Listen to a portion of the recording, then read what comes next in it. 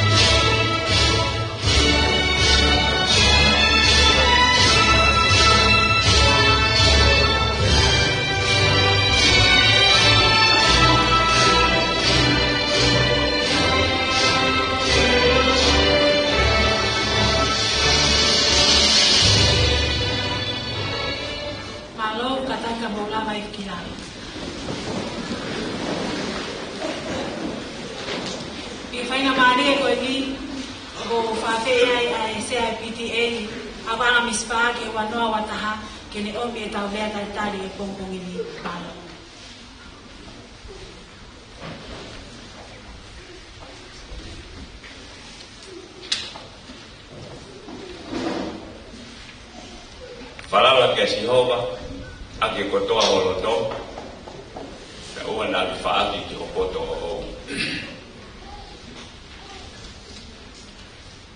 Wale tari koe i he ule ama tupo utau iai o pehe malo o moulere malo o moume amai Fatama kue afio o tua mafi kune afio i o tau loto ngā Matap dia tu yafi berfada wawe.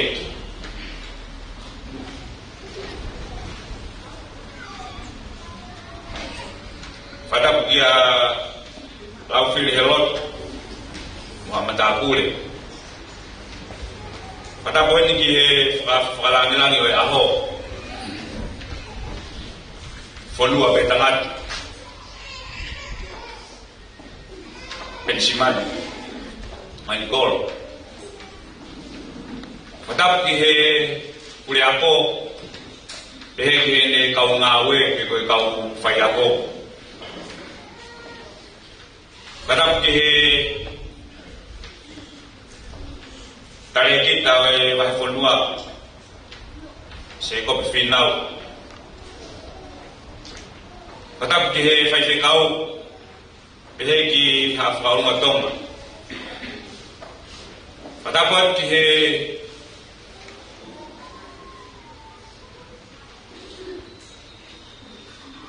kau tahu fanau ada fakta magen ki he fanau ako patapot ki he solang berbulan yo tahu fatah di tanah itu ka osi o wafi wataha apia ko komispa dia baba ata ke whakahopo pe whakafunga ia te whatongia o whakakoloa ia e matua koe talo me ana e pasi me ki ongomo koe ni o fiu he fifili pe koe hai o hinga o ku whakakoloa ke tamai e ki koe ni aere ataritari mengawe maulunga mengawe bahuinga para pia komispa wa fi mata o tu pe ko no winga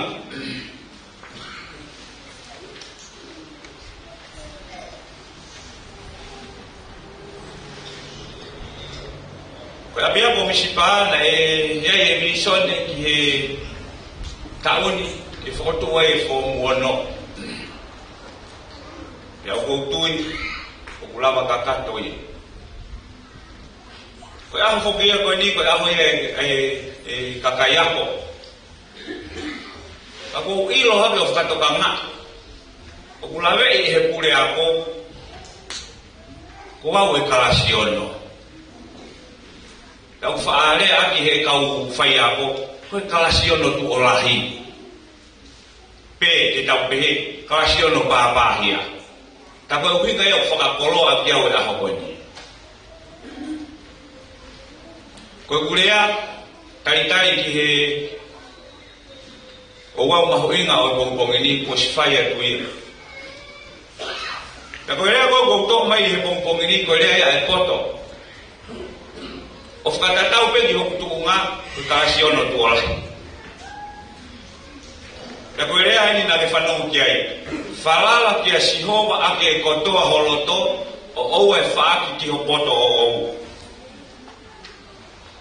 Aya o asia he tohi tapu pe koe wholofola ai o tua. Mei he kamata anga o umai ki he tohu tangata toko taha koni o kufai rea koni. O umai ki he tohu tangata koni ko stalamai he tohi tapu. Hei tai ke toe hapoto e mahulu hake. Ia tangata koe ni. Kohono uhinga pe, he koe poto ia koe ia, koe poto ia pe mihe otua, pe koe poto ia na ikore e tangata koe ni pe mihe otua. Aia ta koe poto ia koe ia, o koe poto ia umaui mamani. O pehe koe kukalasiono ni e apia ko komispa, koe tau ni ono e ku apia ko komispa. Pe hangi-hangi pe mo ni lau mahalo ko fatongia pe ako pe mispawa o ke malolo o se ni ta o ua fa kolo angia o ki la kan ko e taki he PTA na uskarane pe ki apia ko mispa fa mo ko pe de tau ki pe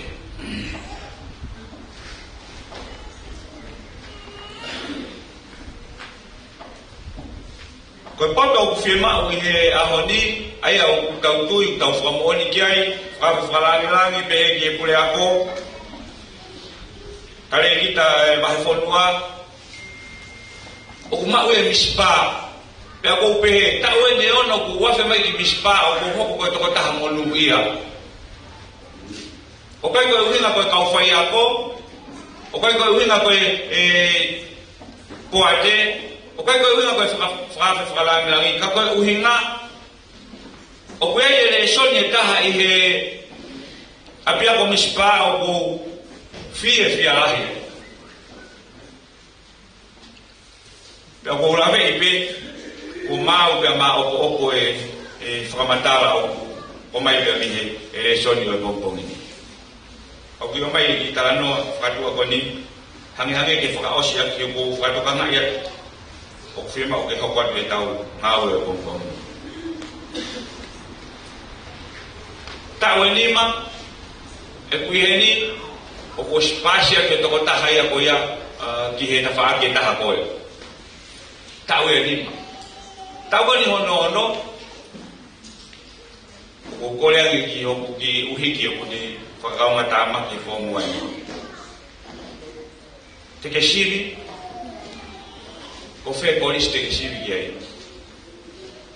fika ua ki ko tonga hai fika ua ko baba hai fika tolu o ko kau ko tara ke ile fika tolu sipa ka ko tare ai kapau he ke lawa ki to mahai te ke ako mispa pero mai de ki yo feminino io ma mai si vi tau osi to a be foita ki to mahai ko tara fiera o ko poto fiema o he ko tua ko poto mo ni to tong fanau kafe falangilan apia ko mispa ko poto ko ya talano ke ya semis ko poto ko ya fuama ko poto ko ya fatu kubelino ko poto ko ya fonu he ofa ta mahuinga pege ta uma we poto ko ni o tautana ni ke nga tu unga wa ya honi kapte poto amu mai ai ke tautamai he ba ko hi ko tau ma we poto ko ya e hiria ya uni me ani ko to abele ku tau u fai fo no mo fa ko fatongi ai hange ko pure ako pe mo tare ki ta ba fo noa be ke fa lang langi mo si kau fa na u be ke tau fa na u kau fa ta be mo to ko ta ko ni fo ko me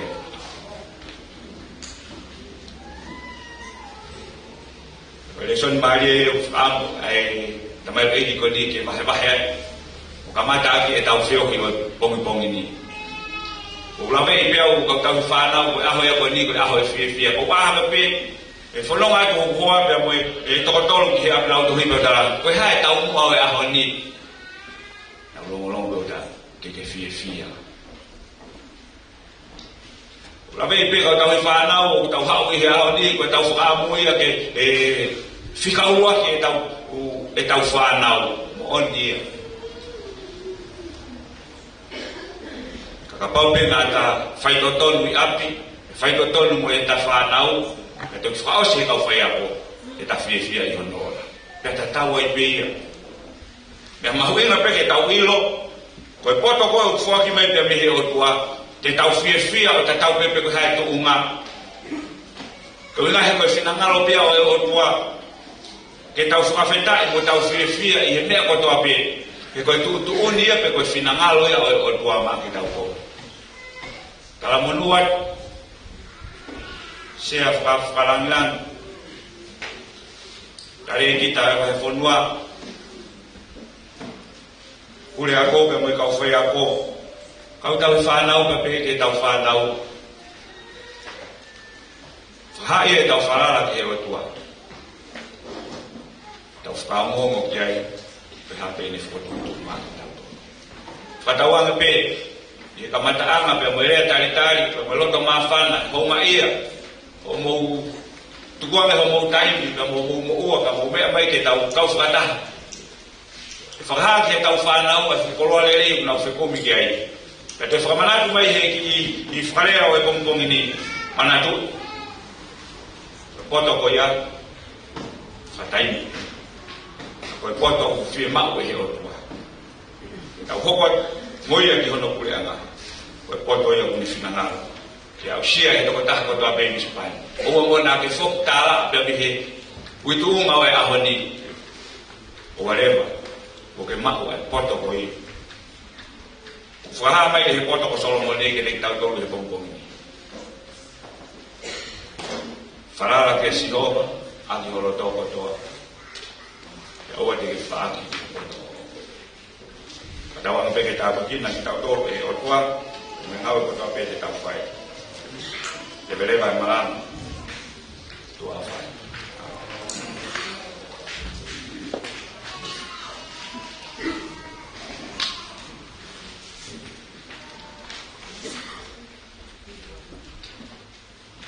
Lahi tamata o tāna tūna bongo mini ko to God be the glory, to God be the glory. Katang mo mea kamo tāna. To God be the glory for the things he had done. So loved he the world that he gave us his son, who yielded his life an atonement for sin and opened the life gate that all may go in. Praise the Lord, let the earth hear his voice. Praise the Lord, let the people rejoice. Oh, come to the Father through Jesus the Son and give him the glory, great things he had done.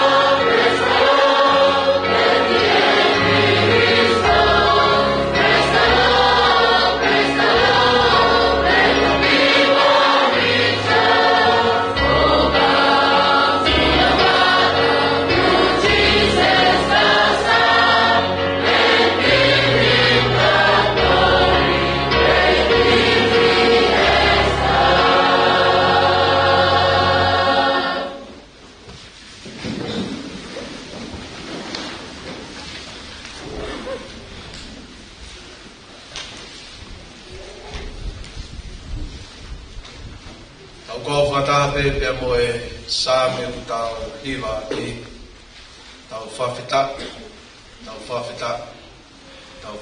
i pe ki e rotua. O tau ki e awhia e atua i o tau lotonga, o tau ki e whawhakalanglangi o kumea.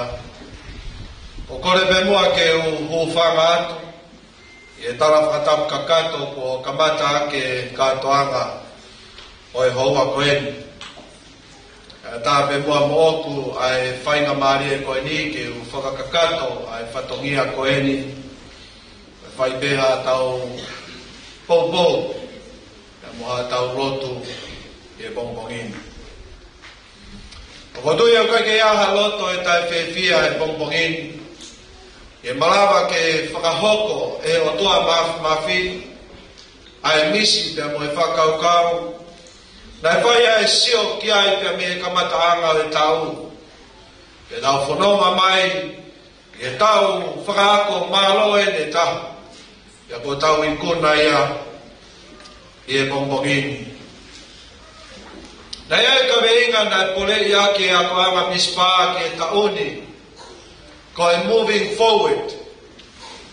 Peka tau laka atu ki mua. Pia me e tu uma ko ia na tau iai. Ka tau laka atu ki mua. Pia ko toi ka veinga whakakoloa. Ko e ka veinga tāpuaki. Nai whai ano na moa ia ke whanau ka mai kau whaiaku. Ke whai ai turi fua. Ke whai ai laka ki mua. E tokoni mai ai eiki ko sisu kalaisi. Ka kotoi au tau i kuna ia i ahon. Walawa e whatongia e pure ako kau mai ni kau whaiaku. Peke kau matapure kau mai whanau ako. O e tau anoa o ataha. Ko e wheu e pangpangini. Ko tau laka nai ki mua. Ko wheanga eo mai e ki whakaukau no koe ni ke whamaunga ke e tau whakaukau. Ko e laka ki mua. Ko e luwa kakato e mo ui ma sisu. Ko e whaaki e mo ui. Pe mai e ki ko sisu kalaisi. Whawhitai e mo ui e mutua koeni.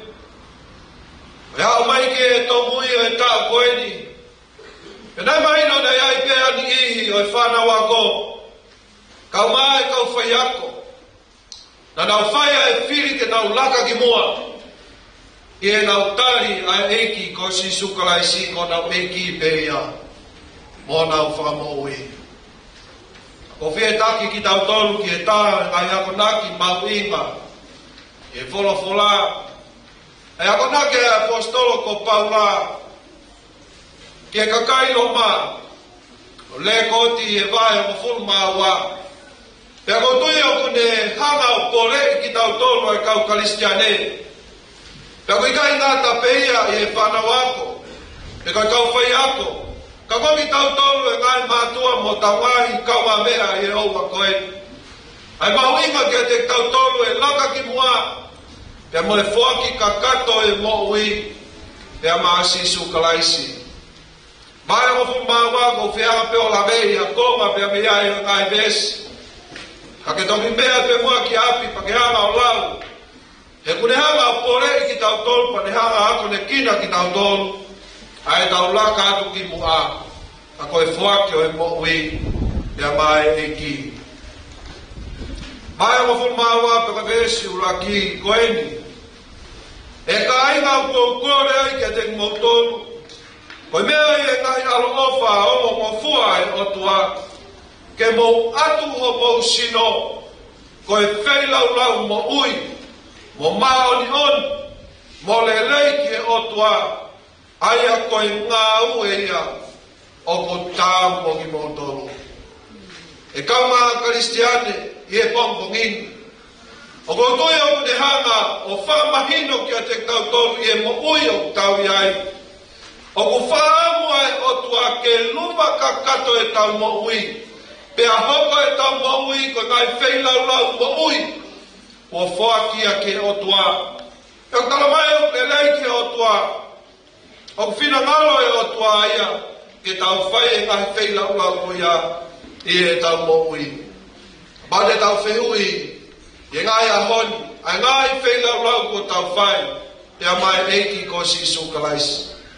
Ko toi e kai ke lava, whakalau te lau. A ngahi mea mau inga o e mo uini. E whoaki ai tau mo uini. Mōni pē mea nei, mea ake si sulo tonga ne kei mamani. Tau fua kumi ke preanga o e o tuape mono maa oni.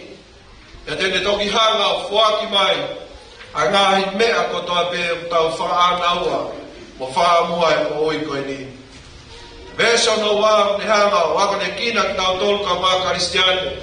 Ye tau laka ki mua o mawinga ke tau fa kau kau ye fa kau kau ko ni pe oa. Na whakata taua ki motolu ki e mamani. Ka koe mātua ki ririua ki motolu i e whakafoau o mou loto. Ko hui ke mou ilo paua e whinangalo e otua. A hono lelei, mohono aunga, mohono hauhawa. Koe mamani au tau iai e ngai aho koeni. Koe mamani au tau whakaanga ta tau ki ai. Koe mamani au tau turi ke tau hanga mau. Ai ngahi mea kehe te moelelei o e mamani koeni. Whanga e apostolo whakamanatu mai ka te tau tau he pongpongini ka mga Kristiane. Owa te tau whakaanga ta tau ki mamani. Tui koe tau whanau e taim lahi. A pao le tau tai tokanga ke ako ne kina. Pea hufia, pea lotua ki tau tolu. Ia e taim lahi te nau whakaanga ta tau ki e mo ui koe ni pea mo e mamani koe ni. A iku kotoa pe ia ke more ai. Ai nau mo ui. Veso o fulmawa. O fia i amanaki lelei. Pea whakataki e mamahi. Pea whaamao. O whakakukafi i e lotu. Mea ia e tolu kanga e apostolo lavei mai ka te tau tolu. Koe tau amanaki lelei. Ko tui te ke pehui e pongpongini. Ngai mātua tau e whanau.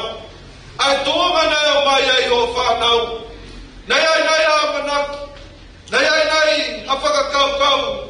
Na e uhinga pe mātu mai o whuaki. Pe ko o mai o whanau ke na wako i a whanga mispāni. O tui te ke whakaukau me te ke tari pe. E ku ke tari i o ki ai. A ko tui koe amanaki lelei o tau whaamu ki ai. I e tau whuaki e tau whanau. Pea tuku e tau whanau ke whuaki e nau mo ui ke eki. Pe ko hakoloa lelei. Tala mai pe apostolo. E ke whakataki. I e mamahi. E ai pe ngai whainata me ngai pole hala whanonga. E ai pe ono ngai pole kia te koe pe wau mātua tau whanau kua mai whanawau. E ko tui e lawa ke tau kā te kina. I e tau maua ngai whakaukau ke tau lama laka i ki mua. E tau ilo ai ai lelei ai otua ko ni hanga o mai. E whakamuritu kua ke vesa mfulmaua ke whai e lotu i e whakakukafu. Koe lotu pe te tau lava ai, ka inga whanau i e pongpongini. Pau te tau anga o te kaki e tau whanau ke otua. Pea te kaki e tau mea ko toa pe whamāto ato ki e otua. E koe mooni koe otua tau lotu mo tau iki ai. Koe otua whainotonu, koe otua lelei. Ngai konga e vesi tamai ke tau fia, ne ko mena lave ke a sea e PTA. Fia mo ki mo tonu. O ku fia, te motangi mo ki tau tolo o ku tangi. Koe ako nā ki e apostolo. Tala mai o ue totongi kovi. Ai kovi, ka totongi ake lelei ai kovi.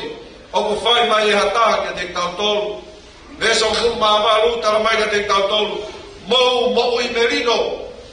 Pea mo e kakai ko toa be. Ngai ako nā ki e ko mai. E whamaa puapua ke vesi ua fulmataha. Owa na i kuna koe e kovi. Ka i kuna e kovi. Aki ai lelei. Ko tui koe whakaukau mea kune hanga o mai ke te tau tolu. E taimau tau muwa e tau mo ui ke otua. E taimau tau whai e whiri ke tau mo ui ke tau laka ki mua. Moni. E kai ai a kovi a tene i kuna. Tau i kuna ko toa pe i e iwi mo i mālohi. Au tau eiki ko si sukalaisi. O nawa fom nima. O tui ko e tau tutuku eni. O tui o kia ia e o whalahi atu. O e whamanu ia ka te mutolu. O mo ausia e tau. Tutuku e tau ko eni. O pe moa ke mo whiri ke mo whake o mo ui ke o toa. E hoko e kai ako naki. O ngai tāpua ko e wholofola ko mo ako. E hawa whai tāpua ki nai. Au mo ui. Amen. Whawei pe mua ke mo kui. Whai pe mua tau lotu. E atoa mafi a koe mau tamai whakai mani a Fiona. O koe ea e atoa o kupunou ki ai a tui ko toa pe. O koe ea e atoa o tau pe a whiunga ke mau hu pe mo lotu ki a te koe. whakamahino kia te mautolu ai lahi, kia moe hulu, kia moe makehe ai a Fiona, ia toi mea he mo ui koni kia te mautolu. Talamai kia te mautolu koe o tua whai whakatupu. Kana ake anga o whiri aki mautolu, koe fungani, koe karauni o mea whakatupu ai a Fiona. Pea mau fia ai ke mau whawheta, mau fia ai ke mau lau monu mo lau tāpua ki he pong koe. Koe mahino kia te mautolu a mau inga ki a Fiona. Talamai kia te mautolu e whiri ha tangata ke mau whai ana hara. Pea talamai nā ke whaki o aroto pēta ako Sisu Kalaisi. Ke ne pekia ia he kolosi, ko ui ke to tongi ia e mau ai ana hara. E pampongine ai ke o kai ai a lea ke whai atu aki. Ai whakamalo ope mo e whawhetai e hoa koe. Koe ui koe o tua ofa, ana lelei ai a Fiona. A mau tūme me kapataanga e tau koe te mau sio ki mui. A mau anga o ilo, ai take kina kua whai e a Fiona ke mau mo ui. A koe mau lea pea e hoa koe ni, whawhetai Sisu. Whawhetai, pia malo o tau hi. Malu pe hao pe famili o mispa. Lelei pe e pure ko kau mai ni kau whaiak. Lelei pe se a PTA kau mai matua tau whanau. Lelei pe kau mata pure kau mai ai toenga e whanau ako. Mau whawhetai e o tua. Hui koe tau i whonga aola e a Fiona. O ke hanga whaita pe kina ke famili o mispa. O mau au sia e hoa koe. Ka whātua ngai ki mautolu e mawinga e laka ki mua. I e laka ki mua. Te mauhanga o whake mau mo ui o lupa ia ki a Fiona. O hoko koe whenau lau mo ui. O hoko koe kakai o kai ke mau whakaanga ta tau ke mo ui koe ni ka moe mamani o mau iai. E hoko e mau mo ui koe kakai o tū mau pē mau amanaki. I e a Fiona. Ia mau kāte kina e ngai mamahi pe moe tai whaingataa. Ia whai mau ai pe mau la tui e whakakukafu. Ia koe mōni e tāpikina e mau moui. E te mau hoko ai koe kakai. Oku mau laka ki mua i a Fiona. E o toa e pongpongini. O mau apai ake ai kātoanga mau inga koeni. Mau pata. He la koe tūpe mau haka i langi tau. Koe ui koe tau i a Fiona. O mau au si ai. Ai polo kalama mau inga kua whaiona whakatutu. A kua whakahoko ia e a Fiona. Mau apai mawai ake ai whakaranglangi o e aho. Kau maa e pule ako, kau maa ni kau whaiaku. Ai kau whaifukau, mau kau whatahu. Ai mau whanau ako pepeke mātua tau i whanau. Ai tāko toa pe eiko mau kau whatahu e pongpongko ni. Tupe mua eiki ke momoi whakataha te mau mo ui ki a Fiona. Tupe mua ke hoko e kātua ngani ko e kātua ngā whawhia fia. Mau mamata, kai moe mau makai. I ngāu e lawa mea ko whai e mau whanau.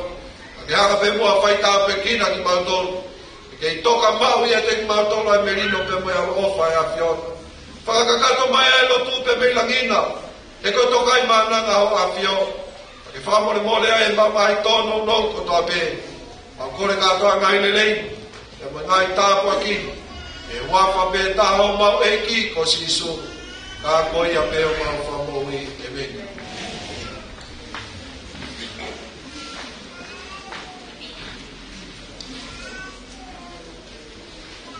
Whamalo en ki he whawhekau, a koe tare kita e wahe whanua. I he rotu lele i ko whamata aki ho tau aho i he pongpongi. I he taimini o ko whawhea e hiwa e ako, ke nau o mai e tau hiwa uranki. O pehe ai kaweina e foi hiwa te uhiki. Ke whawhetai pera te koe eki. Whawhe ene hiwa e ako, ke mai tau hiwa.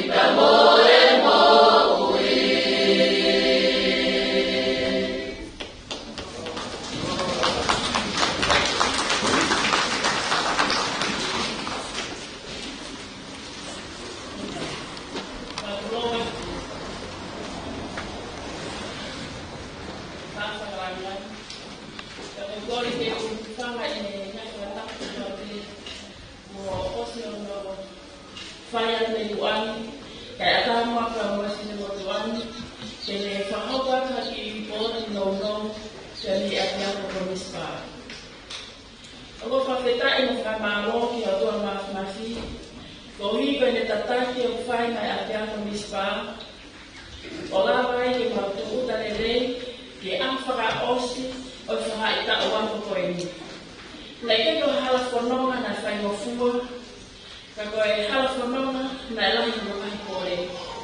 Ka whawhetai ke mua ki a ato nai si hoa, nei ke ke nehanga o ki aki ai waka o mispa, ka nani loka peiba. Koe whawhetai ana ia o lau marie, ki kongori, koe ofa tai whiriwhiri māna koe o toa, kua whai, o lawe monu ai ai apiako ko mispa. Nai whotu ai apiako ko mispa i whaita wako, koe ni ia o wako whekueri, wafe wataha, ka mai whana wako e tō te awa ni. Te ia o mai ki awa ni, o toe rea whana wako e tō te awa taha wha, ke ta mai ke whine, e tō ni mataha, ka mai whana o tamata e tō kono tōnu. Ni kata amo e tau, na rawa mai ai, toketa Elizabeth Mason, ka mai tare ki tā kua sasa o fitu, katoria o kuate, o whakalele ha workshop mai kau whaiako, ko me tahai ni hata wak mo oni ki e kau whaiako. Ngai tokoni kua o taki mai ki e ake ako. Ki ka mata amo e tau, na e ofa mai ai, a inoke ka māsuria nāfu, o whakalelei, mo ngahi luga, mo whakawhai for all, ngahi lokiato ko tawe, in Hispano. Lawe ke ngata ai na ngā whaki mai, ngahi whiteboard for all, i he ngahi lokiato. Na tokon mai whoki pia mo nute loro mo kofisi, me tahaya ka polisi tuku, pa Hispano i Amerika, hangahi computer for all, i he lock side seat, i loki computer, ka peli foku ma computer, ngai computer, na whakaa mai ia, pia mea suatame, pare tua, pia mea sene Australia. Papata e whamarolahi, i a rute lolo mo kofisi, pia foki a suatame pare tua, i he tokoni, ua kautaki mai ki a te ako mispa. Piki ngata ina me ofa mai a koe temo hawa iha tala projekta mai ako pagataha ni ha tapo aki o kulawe monuai ai ate ako whamarolahi kia koe ni ko hui koe whilaulau mai ate ako mispa. Piki ngata e whoki na tokon mai ka polisi tutuku o Amerika, New Zealand, Australia, tona kia te he whoki, ka kau polisi tutuku. Papa Uni, ki hono totongi a skolasipi, a whana wako, whomtaha, ka te he whoki, ki tokolahi o whana wako, o nao whakakaunga tāmaki i a iako o mispa.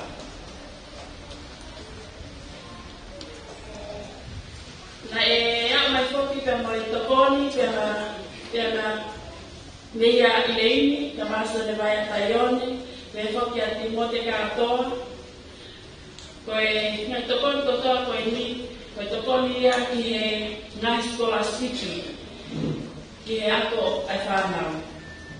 E ka mata anu e tau, na whakahoko ai a ahilo ki ako, o whakatau mua, ki ono teo i aloki ako, ke lata, ai whanau ako, i nau ako i loki ako.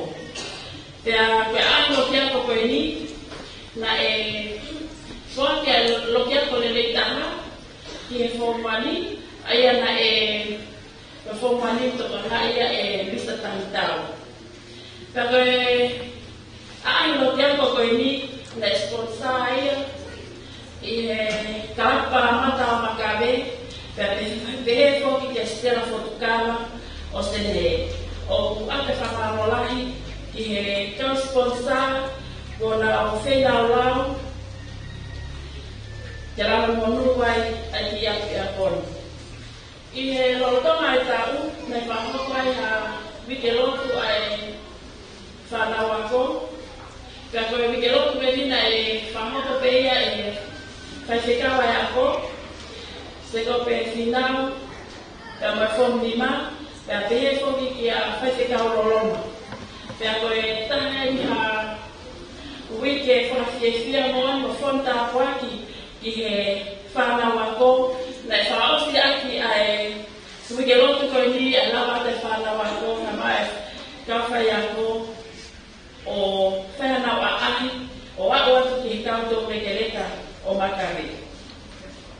Nei whahoko e sapate ako mispaha i o wanoa o sunei, pa nei whaia tai whahimata ki whakatonga, ka mai ni ia kawhai ako, pa pehe whoki e tare kita mai whonua, ma ni ia kawhai whekau, ka whanau inga i ai ako whakakaisiani, ai ngai ako ang whitu.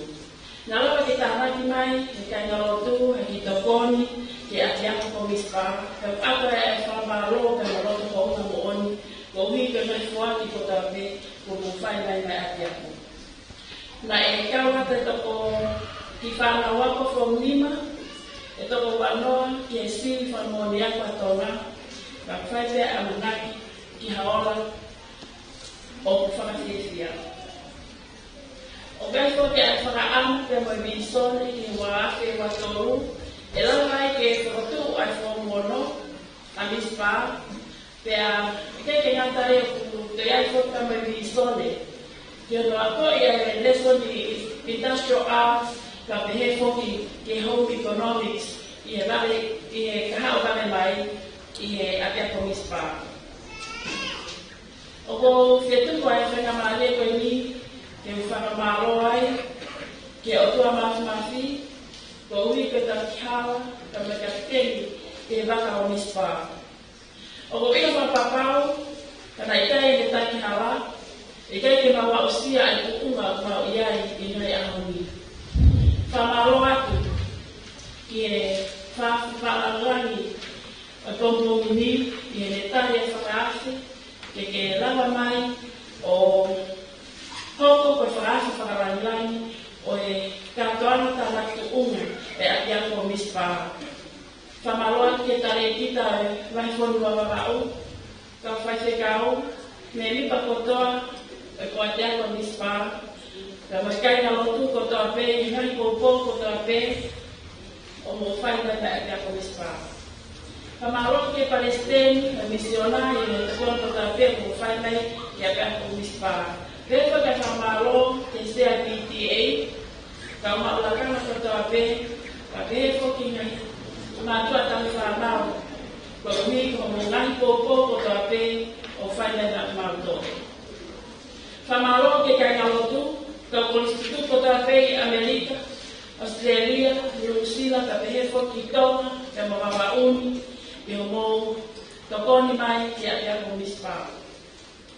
Ke pongkongi, o salute, ki o tonga ngaue,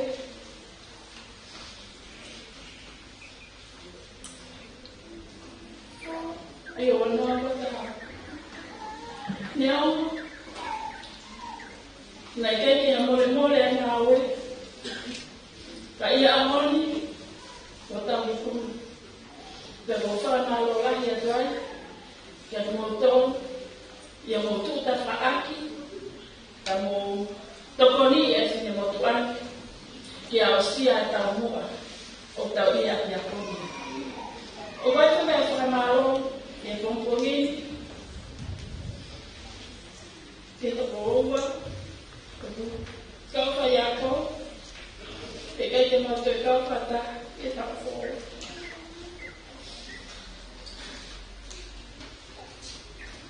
Angalia tamita, e oni moara. Whamaro lahia, Te motari, a si whatani nei whai atu, ke tau kaunga, te ke whatana. Ai ako e tau whala. Ka ia honi, ke tau wikuna. Ke o salute, ke ai ke kumera. Kena motari ke whatani atu, nea mona e si anu mo mai whakamia ke. Kana mo keitari ke,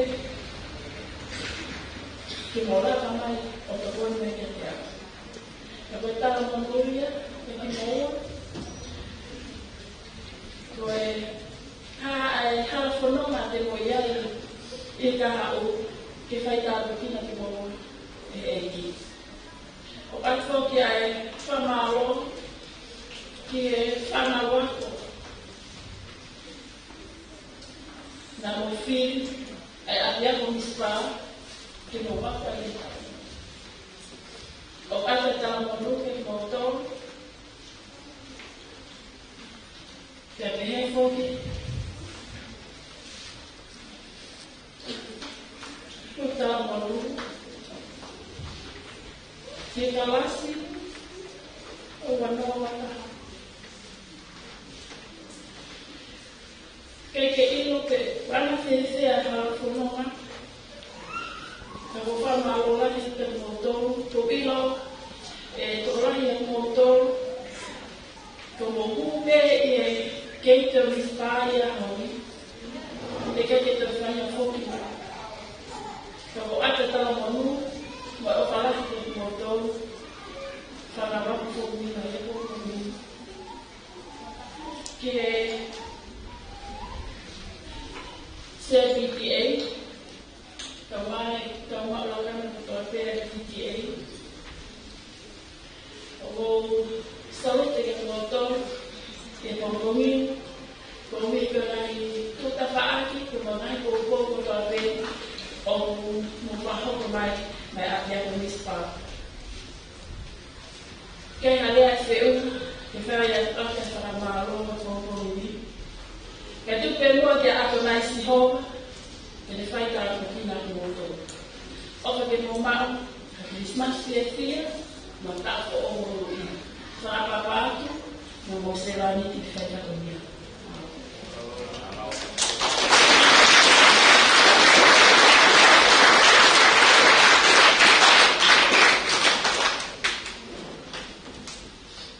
Ko tui o ku, kai mo whātatani, i he prokalama o Pomponini.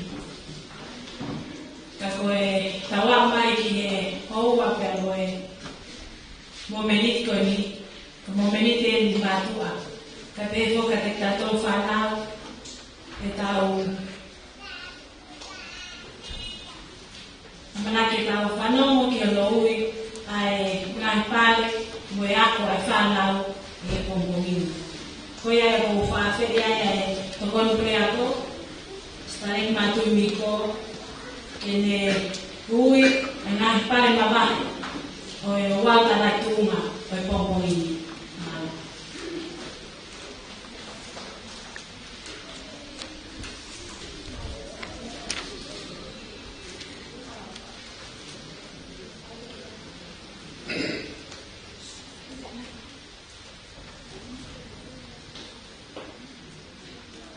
Kore peke u whanga nai tau whakatu ki oso no whakapere uwan. Ka e ata anu e utuani i ne uia ko e nai whare mawahe e special award.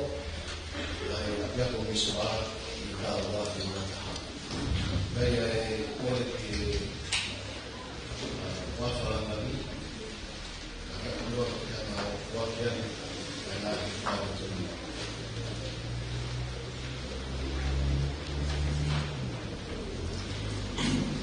Koe pare kumaki e ngahi pare mawahe Pomponini o ku whaki e ki he kaumata kūrera piaka ni spa ki he whanua wataha o wafi wataha.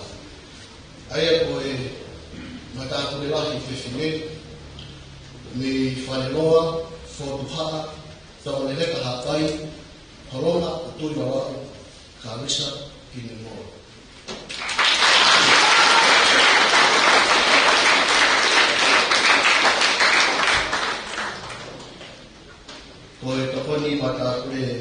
whewhine, me tongo, vai ni ka matapu nofo mispa, te pora, tang pelino, e lopu whina.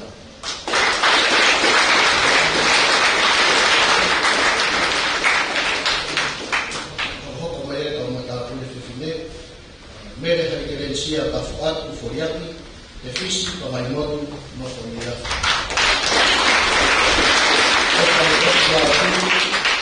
Horewa, lei marua, pagai notu wawa. Kukui, mataika, nofo tumaki.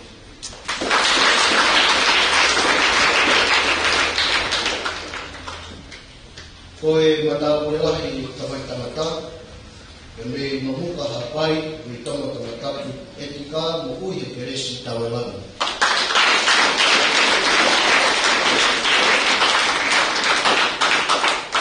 Koe matapurelahi tangata, me tungua, kalareu, kabe, wabahu, ensu, kai merie lotu pā.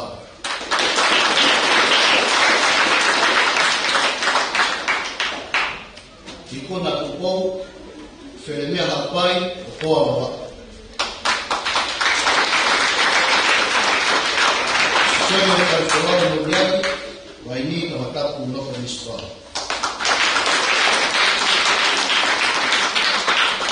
Pahoka ki e kalas kapteni na hitarasi, i fom taha, me tau waini kamatapu noko nispa, Tamiano si waka kai merie rotu fina.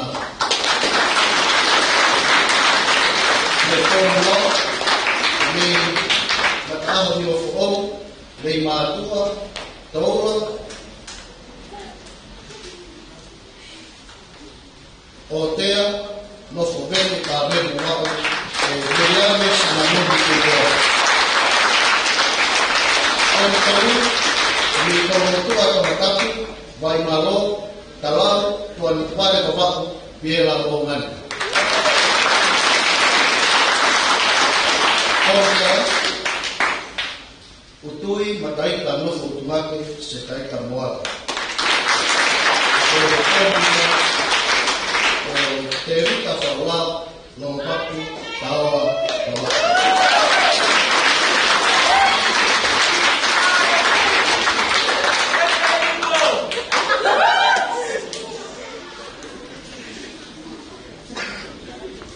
Koe, kuana wako emi te koe o taha kurumanga le taha emi i a pia o nispa, o kufuatia ki le mātua wawao sela wha petero.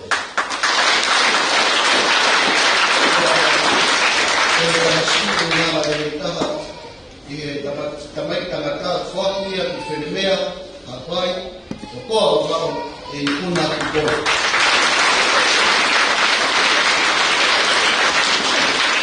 Kaya mo ako koe o tamai ki tewa le taha o tewa ako maataha o wala maataha mai ki ako i wafi wataha. I tamai tanaka fua ia ke nomuka hapai o tea haki o wako i te rita kapai. I tāna e kio o te fua ia ki ki tui mataika nofo o timake se taika mua.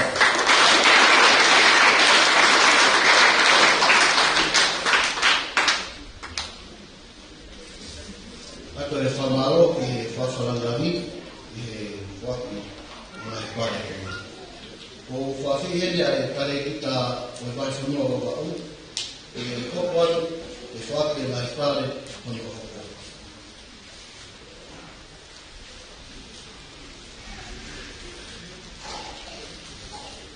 Ko e pare honi o hoko, ko e Waki ia ki e loki ako na te mao ai ahi koea o e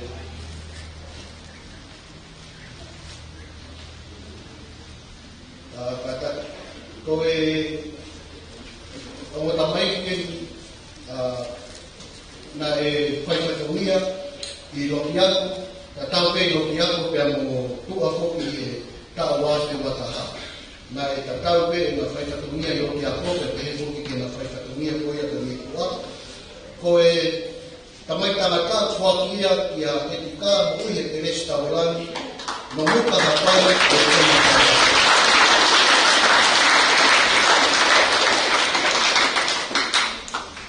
i he whanau whewhine o ku fuakia ki a Karisa, Sona, Karisa Tinemoa, Whotuhaa, Whareroa, Tongereka Hapai, Horonga, Pea me Kutui Noa.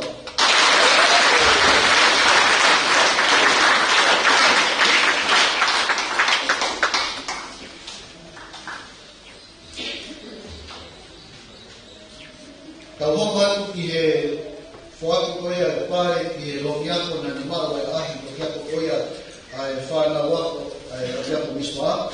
Aia koe pare koe ni o ku whakaanga aia te sponsor ia e ka me SPT.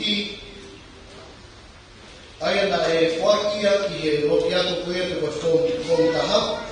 O ku whaasia to ai whaiako whomtaha ke ni lava mai o mawa e pare koe ni. Aia ka pare koe ni koe guest price per more certificate. Ake e whakia kia Mr. Kanita.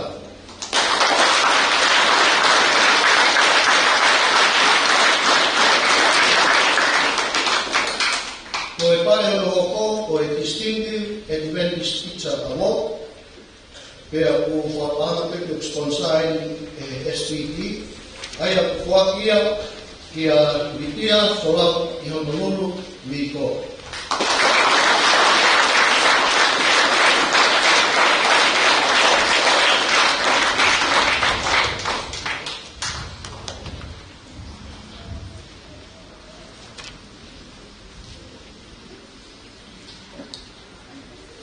Ko e pane mo hoko, ko e Steve Keiki pia moia me SPT, i e ahi na e whai mai e ui ofisi pe me tonga, e tarekita ako, pia ku whawhia tuen ai tahini kure ako, e ni maku ai pane kure.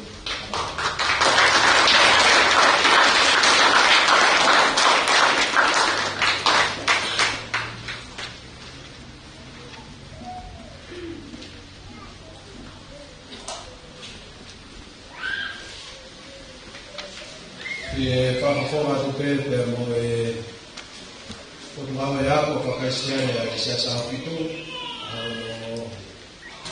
Whaha atu ki e matanga.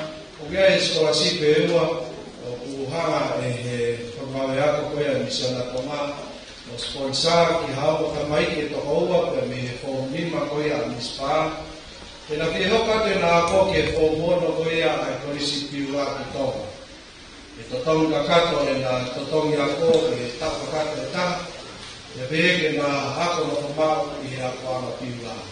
E kouturi ko e whaamu ia e peroko kaki pe a e tau kei te kopo waki i hono ako i e tau whanau i ako whakakaristiane e mo e mau ina ia e siasi ke o ake ha hingoa e toko ua whakotui e toki tāpuni ki au taranima o Saluari o tui e ko mihanga e kure ako pe mo e family misma o fine to ko o koia e na lava ke na hoko atu i ako e o mono koia e ako ama tiwa e tau no e ko tui ko e ao fa fo faia ku kamakai e tau e ai na manaku lei e ai tau whanau ke me ako ama misma e na hoko ke na wako ki pira o mai whainga maari ke ki ala i ako ama e siasi to e maunga nge maua whitu.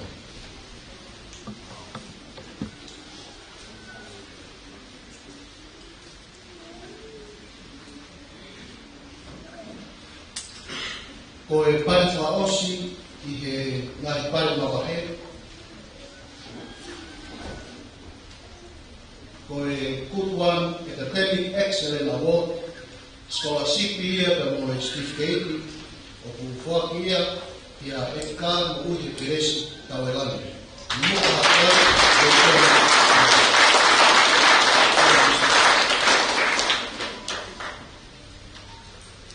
Whamaro ki e tarekita o e mai whanua i e whaki o mai pari whanua.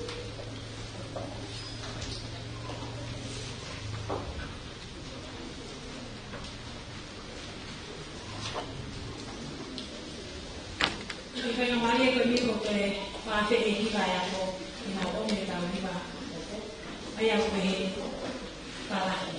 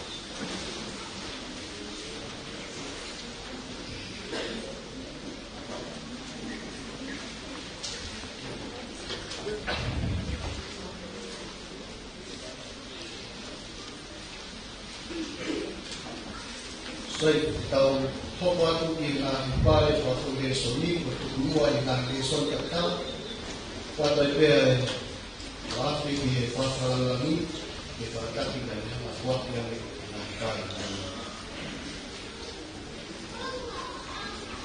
Tau kamata pēr e he whom taha. I he resoni toi tapu. Ko e tau ki e resoni toi tapu. Ia e guest price nei.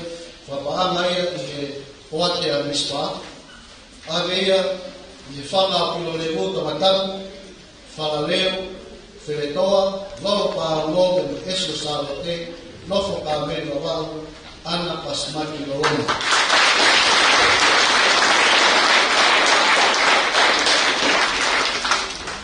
Koe wā, iai to mui kes praisai, whapaanga pe he poatea ko a mispa. A veri pei mātua wawao, a tinae pule wawao kātoa. Koe kukutua i he resoni toi tapu, iai e kes praisai ke mu whapaanga pe muia he poatea ko a mispa. A veri pei tono, vai ni toma tapu nofo mispa, Tamiano siu waha kaimerie yoto hina.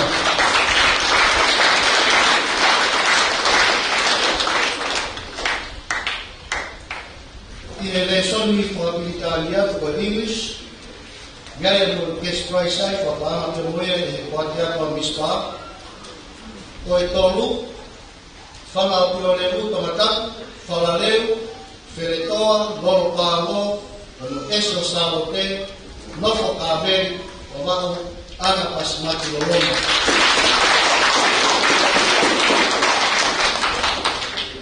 Koe wā, Cash Price, whapanga te moia e wate ako a mispa, le miri mātua wa wau, a tinae pure wa wau kātoa.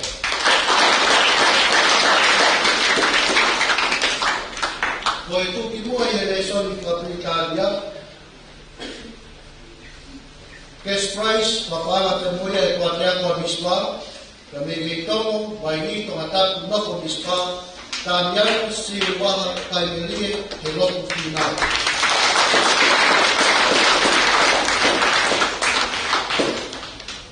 I e resoni lea whatonga. Koe tolu, ka me me tomo, vai ni tonga taku noko mispa, ka miano siu waha kai melie he loku whina.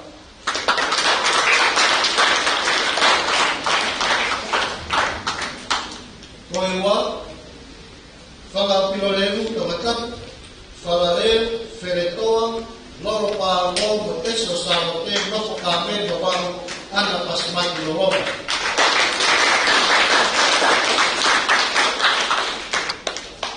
Koe tuki mua i he resoni lea whatonga, ka me lei mātua wawau, a tinae kure o wawau kātoa. I e resoni whika, iai lewa me Cash Price, whapaanga pe e whatea kua mispa, koe toru, toa ko tawake whai ana kua luku a wau, seiti mua i te au.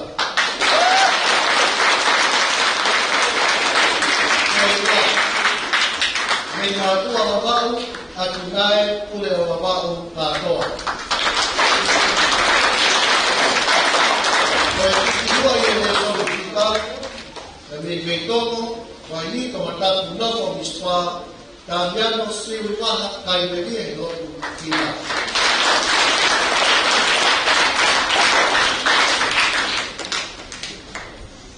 I e resoni sai musi. Haida ngai pare ka toa ni, whapaanga ia e kuatea kua mispa. Koe tonu, te mei o koa wawau, Samisoni Fuamatu.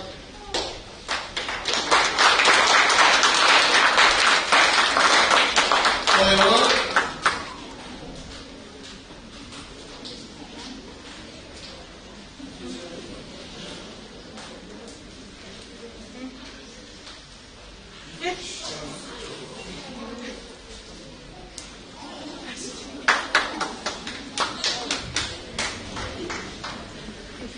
koe wala me me mātua wawau, atu nae kure o wawau kātoa.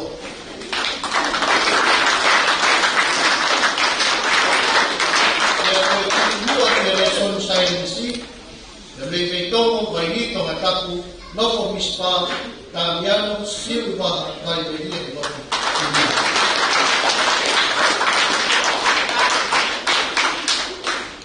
Sony Creative Technology. Ai ka mai pare ko le Sony ko ni pa ana ka moia e strategia ko ispa. Ko tolu me fala o pinole mu ka mataku fala leu feletoa lolo pa mo eso sabote no foca me ana pasmati koloma.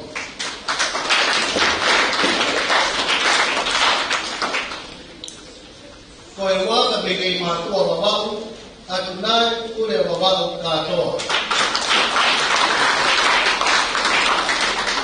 Ko tukimua i Sony Creative Technology ka bege tomo vai ni ka matapu nofo mispa kaliano sirva kaili e loto final.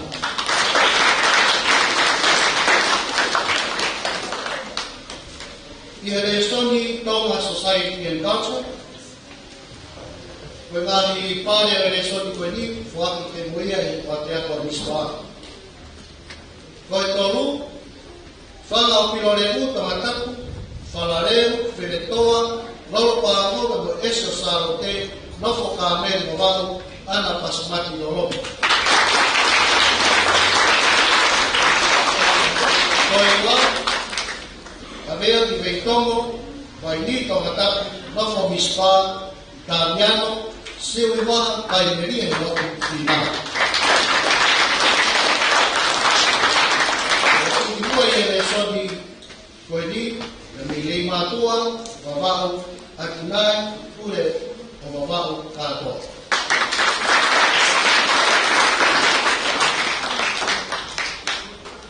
Tawak waktu ki form buat. Yang Sony Queni tapu, dengan pare Queni. Fapara ia e kuatia ko e ispa.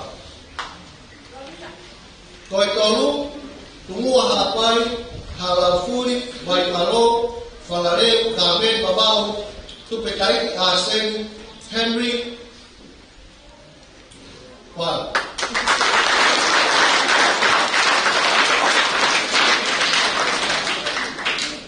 Ko e ua i son ko e tapu, demi Felemea, Uya pai, hunga, lomaku, novo bispa, fulano é caminho.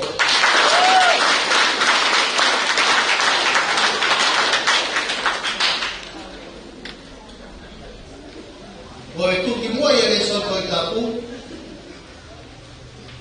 a veia que mata ano de ofo, hara manganore matua. Funga rei mumuni taula, me funga ana perepeka o te babau, no movete, na me babau, mediante sinagoni con tutor.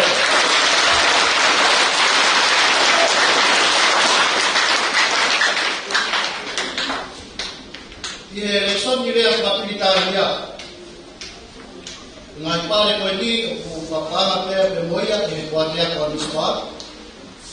Ko e tolu, ave ki o koa ka me papaku sua mai te maka.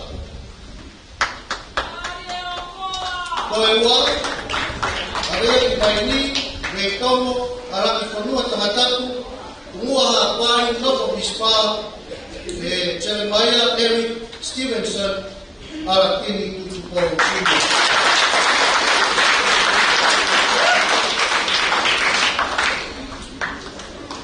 Koi tuki mua i ele Sony ia kapitania. Ave ki mataagi o fōu, hala mga amore mātua. Funga vei mumuni kaura, mo funga ana peketeka o te ababau, e nofo, vete ka mei, wau, meriane sinamoni kukau kukora.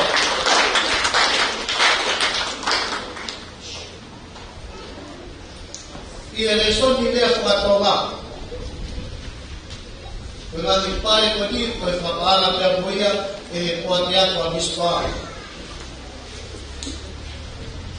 Ko tolu ave kita fai vai ko ani o tokaku, vai mo to babu e te no ala.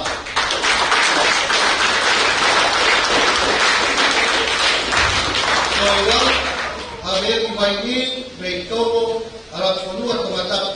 Tumua hapai Novo Mispa Jeremiah Eric Stevenson ala Pini.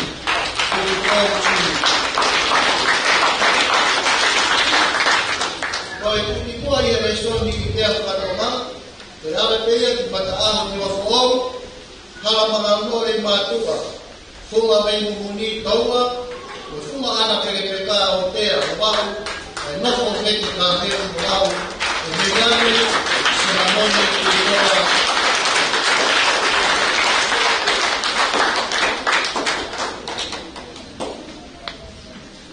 I he resoni whika, koe ngā pare koni, koe whapana pēa e whakia kua mispa. Koe toru, a pēa ki ta whahi, mai koa niwa tō tapu, ka mai motu wawau e noa wamaka.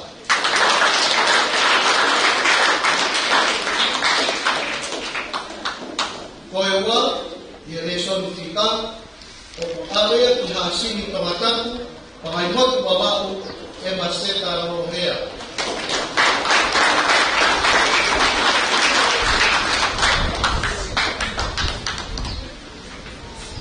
Koe tuki mua i re son whika, koe ame peia ku mata ao, i wakou, hala mga anore mātua, funga mei mumuni taua, moe funga ana pereteka o tea o wau, no furete ka mei o wau, meriane sinamoni ki kōkō.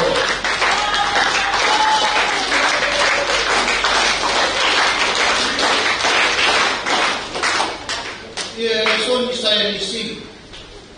Koe toru, mei hasini tohatapu, malai motu mawaru e maseta rohea. Koe ua, mei sinemea uia hapai, punga romaku mawaru nofo mispa, sularu moyata miiko.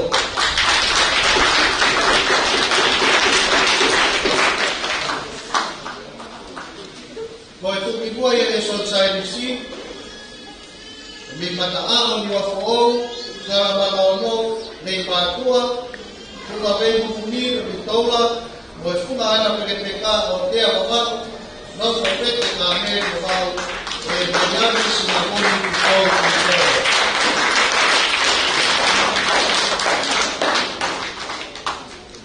Ia resoni creative technology.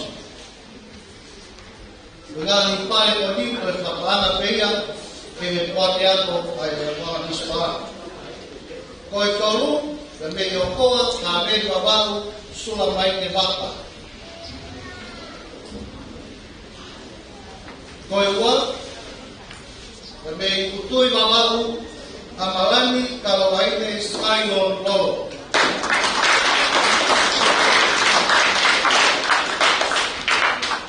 Koe kukua i resoni creative technology, koe ale peia ki mataaho ni wafuou, hala mga anō, funga mei mumuni, ana pekepeka, ai nofo, mete ka me wawau. Meriane sinamoni ki tau ki tau.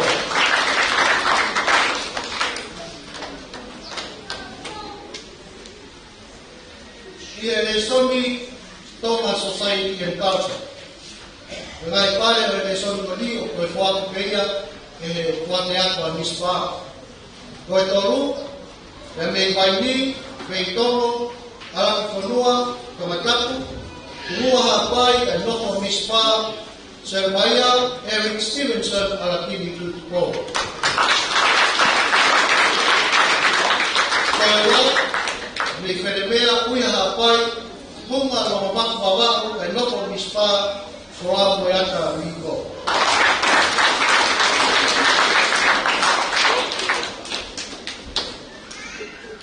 Ka koe tuki kua i ere soni koe ni, koe ame keia ku mataaho ni wafuou, hala panga anō, funga wei mumuni, e moi funga ana pekepeka o tea, e nofo o peke ka mei, e meriame sinamoni ki tau ki tau.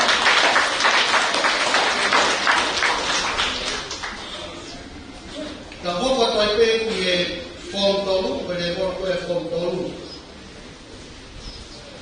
Ki he resoni koe tapu. Koe kai pare, ki he resoni koe ni, koe whaka peia e whatea koe mispare. Koe tolu, tarihau tungake babau, mere toa ila marimari.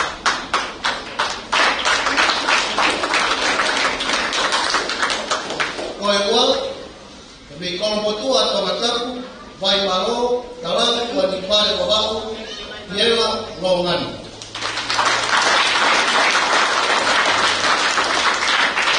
Koe tuki koe ene soni koe tapu, waleia ki pangai motu, me vai ko tapunga te fisi babau, nofo miyaki, milise tu kou foriaki. Ki ene soni mea kapitania, English. Ngai pare ko ni, o whakaanga kea he kua tea kua mispa. Koe toru,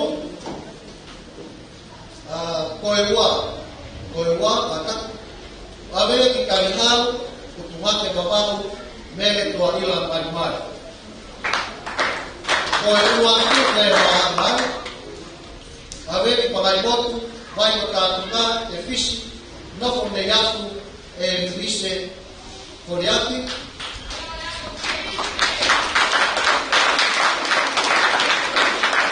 yang kolombotua tomatapu vai maro, kalau tuan ikwale babau, Yela Longani.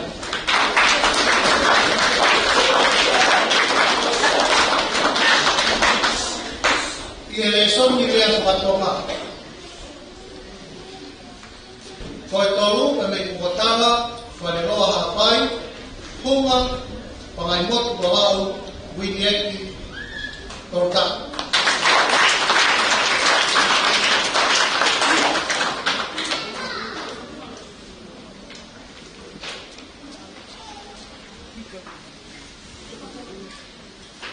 Kami pakare, kamu hunga babau, kahok kayan manu.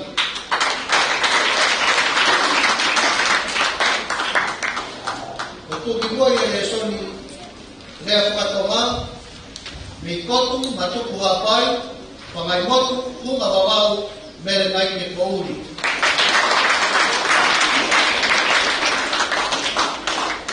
Ia esoni fika, ngai pare kami whakapanga ia e buatia kau mispa. Koe tolu, pukotawa, pare loa hapai, hunga pangai motu babau, winieki tortak. Koe ua, kami kolombotua tomatapu, vai maro, talau tuan ikware babau, e Yela Longani. Betuki moe e soni fika, avea tu whatakai, tunua hapai, hauma babau, e paia masu.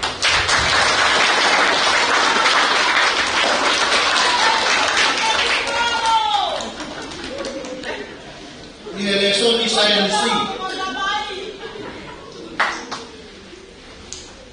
Koe tolu, avea tu kotu matuku hapai, pangai motu hunga babau, mere nai te kouri. Koe ua, kami pangai motu, vai katatunga te fisi babau, nofo ne yaku, milise foriaku.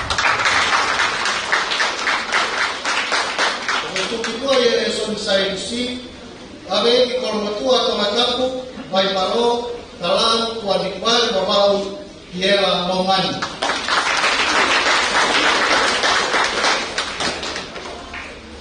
Ia lesoni economics.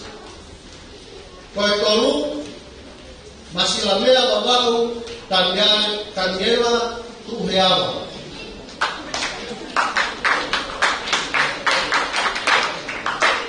Koe ua, pukotawa, whaleroa hapai, kunga tohai motu wawau, winieki tortau.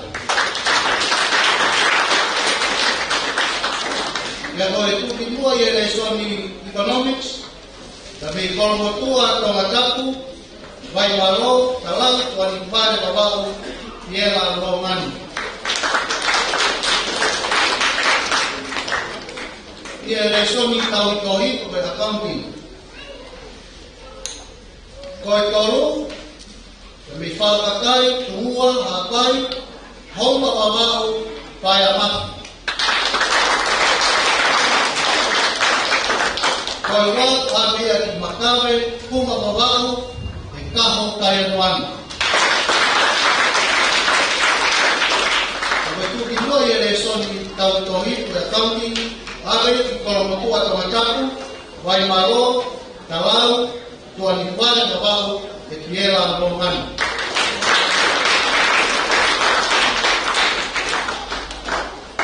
Ia resoni ki kompiuta. Kena ipare ko ni ko ana te moia e watea ko mispa. Ko tolu avea ki masilamea wawau tamiela tuheao. Ko e wa avea ki pamaimotu vai ko ta pinga te fisi wawau nofo me yafu e milise ko yafu. Ko e so ko ni ave kolomotua tamataku vai maro talau wanipai wawau yela longan.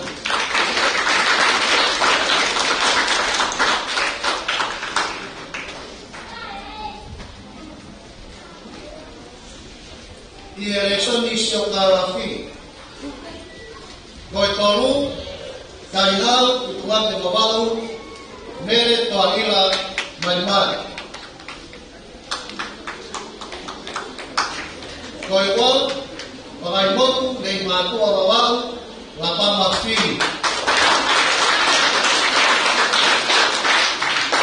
betu kimoy reson so kalafi ale ki pakai motu vai kota pingar defisi no fonde yafu milise ko koria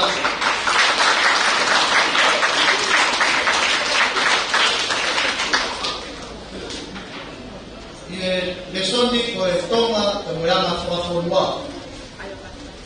Ko e tonu, te awe peia, te whangai motu, vai ko tā pinga, e noko te yaku, mirise te pōu whoriaku.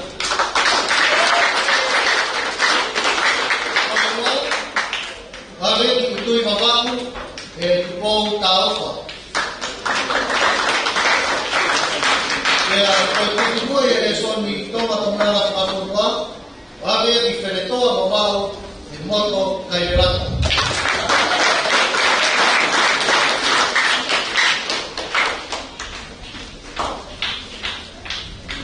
E whamaro ki e whawharani e whuaki e ngā pārewhia.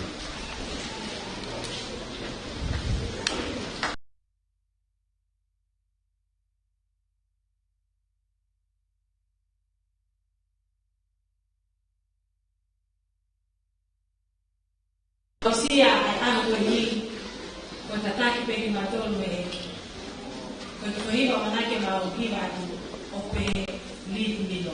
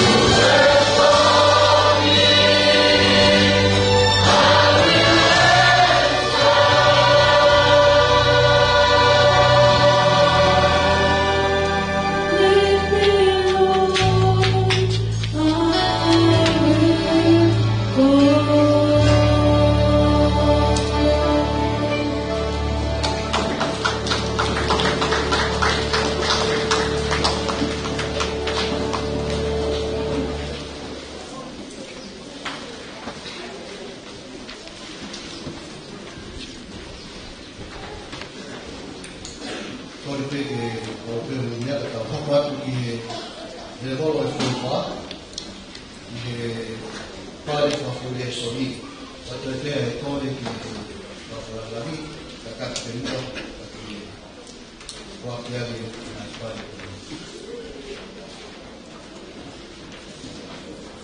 i le soni to i tapu ko e mas pare ko ni ko e fuaki peia e whapaanga ia e kuatea kua mispa. Ko e tongi e reson koi tapu, o ameia ki no muka a pai, o tea a tia wawau e te wika a whakai.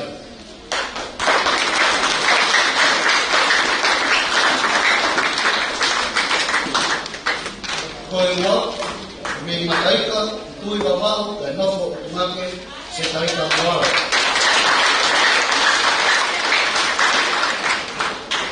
Ko e tuki mua i e son koi tapu, rea ki makare, whenetoa wawau, noisi mi kaere.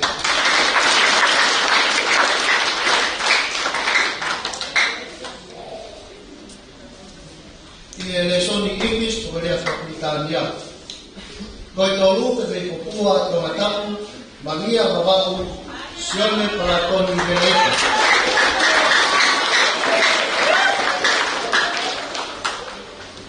Ko e wā, a veia ku mamuka ha pai, o tea ha tia wawau te rika whakai.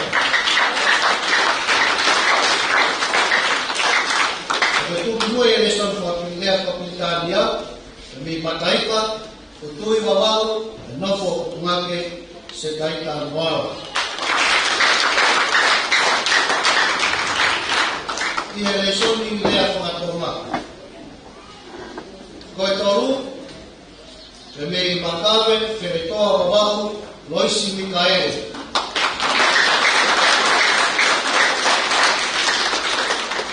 Ko e wā, a mea ki no muka hapai, o tea, ha kia wawau, te rika tokai.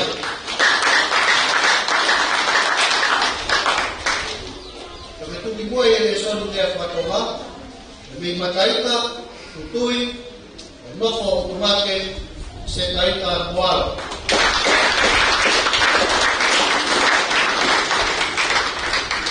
Nere sonifika.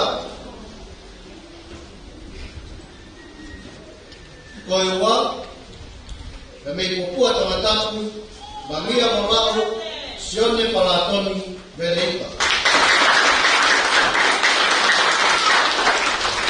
O uatia kai maamai, e mi makare whenetoa wawau, loisi Mikaele.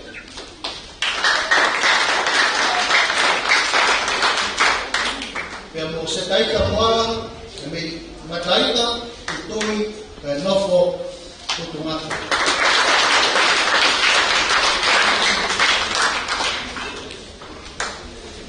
I e resoni sainisi.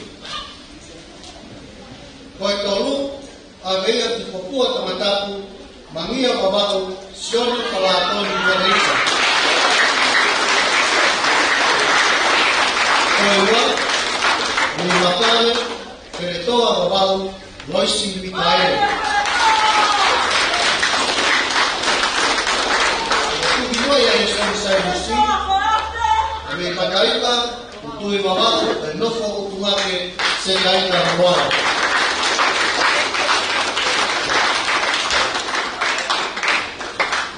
I he resoni siokarafi.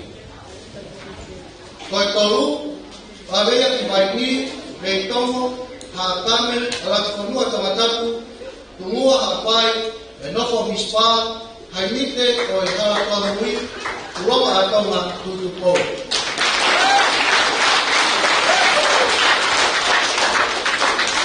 Ko e wau, a veia ki ronga wawau e wharing, Sunita Tokolahi.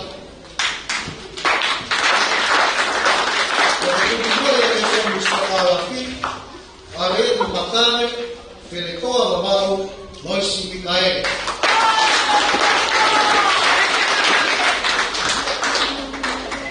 I a reson ni kompita, ICT, ko e tolu, me kay talihal utungan kay babao erenani man. Koewa, kay makame, feretoa babao Lois Mikael. Tugiboy elesoni komputer averia mataita utui babao kay nofo utunake setaita moao.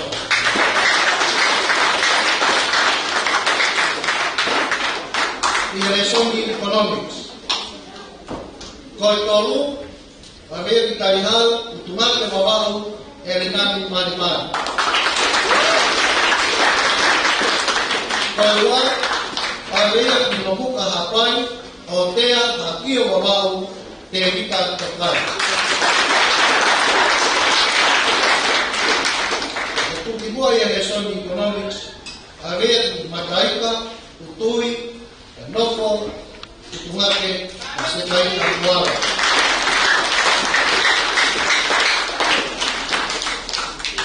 Ia lesson di tau tohi oleh accounting, koi toru, aveia kinobuka hapai otea hakia babau te evita tokai. Koewa aveia kikokua tohataku mangira babau sione palatoni pelei. Tukibua ya lesoni accounting aveia kumataika utui babau kanofo utumake Setai Tamuara.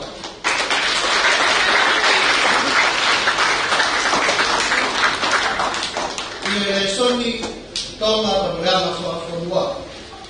Koi toru, aveia ki taua tuanuku awau e ungatea te waibuna.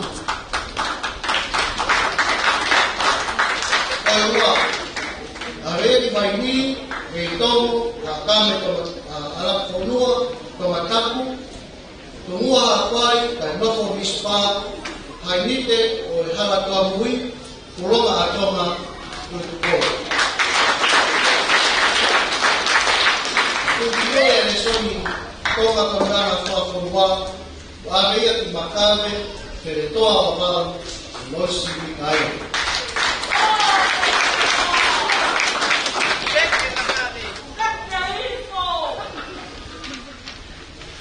Koko atu ki he pare papogesoni o e kalasi ba o nitaha ya mea kumispa. Fom nipa. Ki he esoni tohi tapu. Ki he esoni tohi tapu. Koe toru.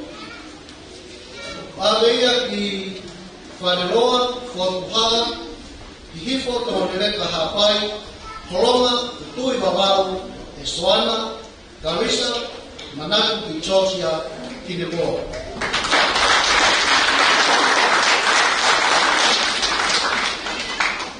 Koe ua. Aveia ki veitonga kawataku, mamuka hapai ka noko mispa, e tukan mukui he peresi tawelana.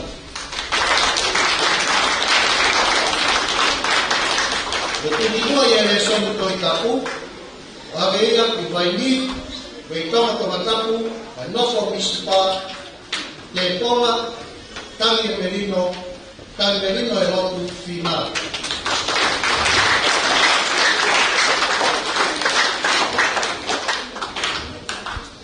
Ia lesoni English pada Pakistania. Ai kali pare ko ni so famana peya e kuatia ko mispa. Koi tolu aveia ke kiri te fua makawe babau ala noni final from Watuki.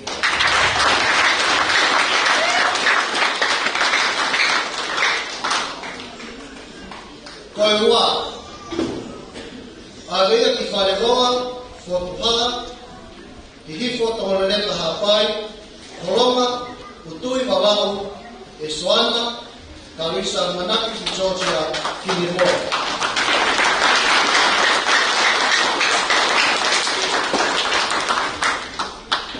E tuki moi e le son mi lea whapitania ko English, Area di Maini, Victor Tamataku,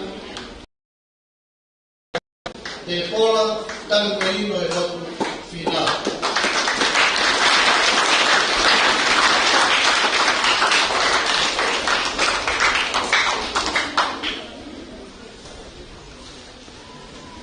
Y le son ideas para tomar, Koitolu, de Maini, Victor Tamataku, no formispa bao de Pola, Tan Merino e Lotu Final. Agora, a vez que veicamos a matar no mundo rapaz, não foi dispar, educamos o interesse da mulher. Continua a educação mulher para tomar, a vez que falou, fotohar, e rifo, então ele é rapaz, coloma, o tui, lamau, o soano, carissa, manak, a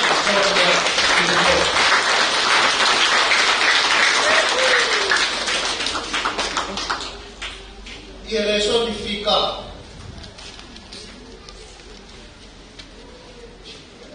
había que veitamos tomar no muka hapai da no formispa educar mo uye interesse trabalhando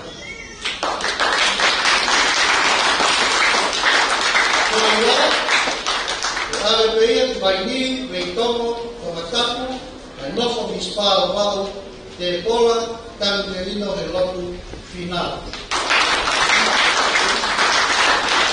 Principio de personificar, a veia que falou, forjar, e fotografiar a rapaz, coloma, tui balao, pessoana, carissa,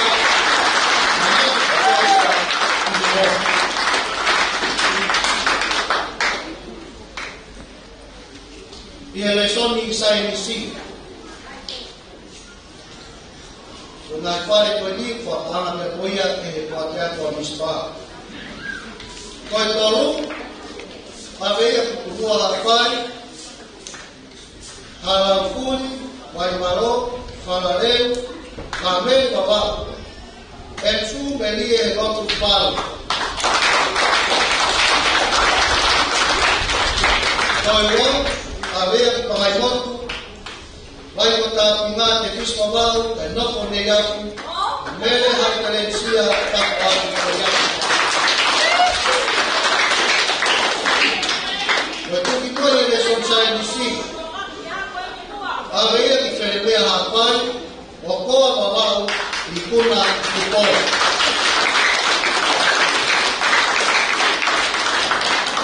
E a eleição de seu parafi. Koitolu, ave mamia, makabe babau, sekaleki, merudia e ukoloni okohoni.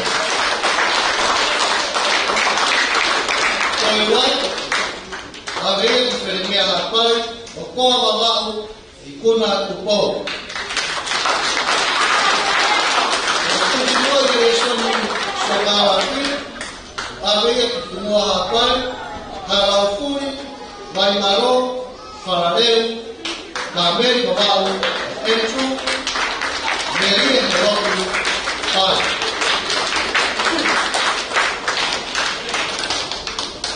E eleição de comunidade. Koitolu, havia que pagar moto, vai botar pinhar de piso babau, que não foi legal. Mele a querencia, capo arco folhado.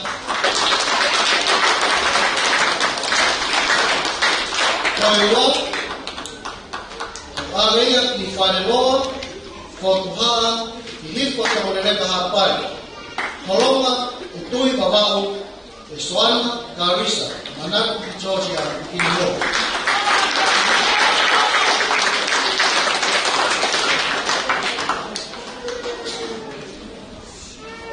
Pero tu kitua ia reso ni computer, avea ki paini, veitau matamataku, no formispa te Pola tan merino e lotu final.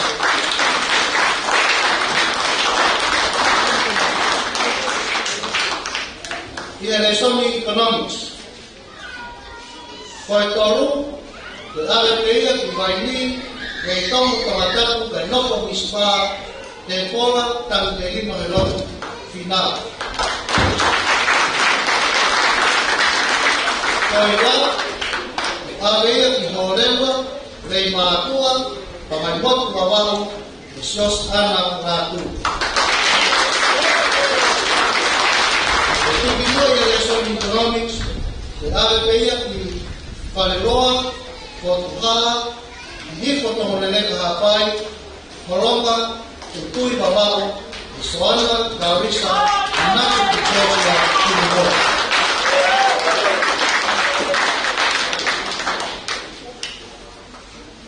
I e Lesson Accounting, ko e ua, awea ki horewa, rei mātua, pakai motu wawau, e susana lātu. Ko e ua ki e mahangari, e ko e awea ki veitongo ko matapu, no muka hapai, e nofo mispa, e ki kā mo ui e keresi tauelangi. Pera, i wharoa, kotuhaa, hita tō nereka hapai, haronga, kutui wawau, e soana, karisa, manaku ki tōtua ki moa.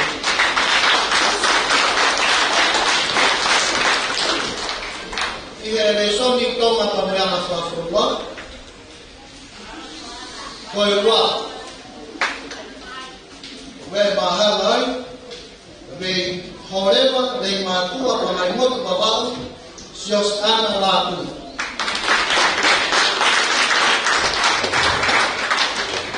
Ia mo me tika mui e keresi taulangi, we veitongo ka matapu, mamuka hapai, e nofo mispa.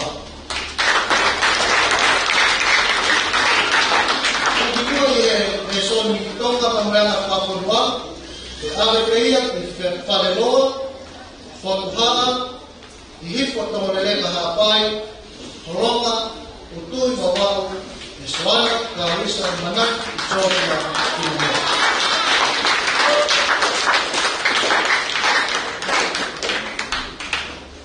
Ato e whamaro ki whawhanangami, i e mamarelei na whaki, anahi pai, whawhangesoni.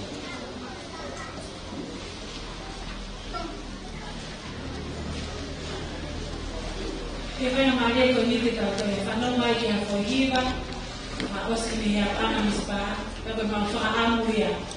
E mana ke ma tutupu atu i hai kawana ke ma whanonga pempereki. Now we walk with God.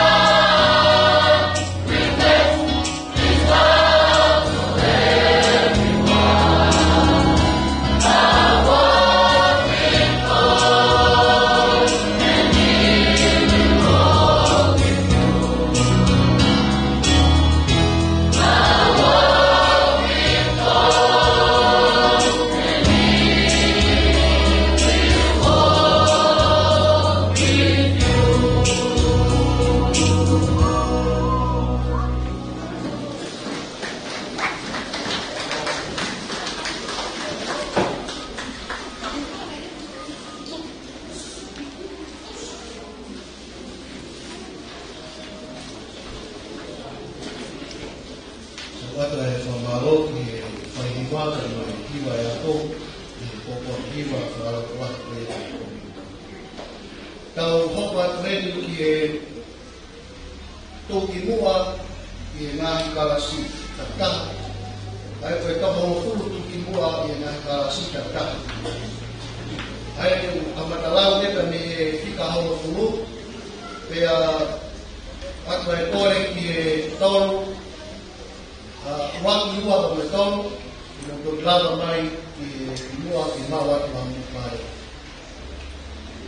Atu ai whaafe ki e madai ki whawharangangi ki me ataki penua e whahoko atu ki whafuaki atu e nā whāra i atu asu.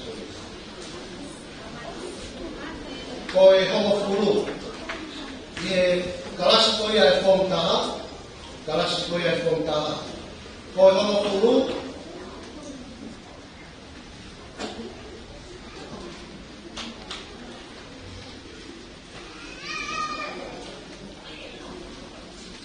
ko Esli Wako.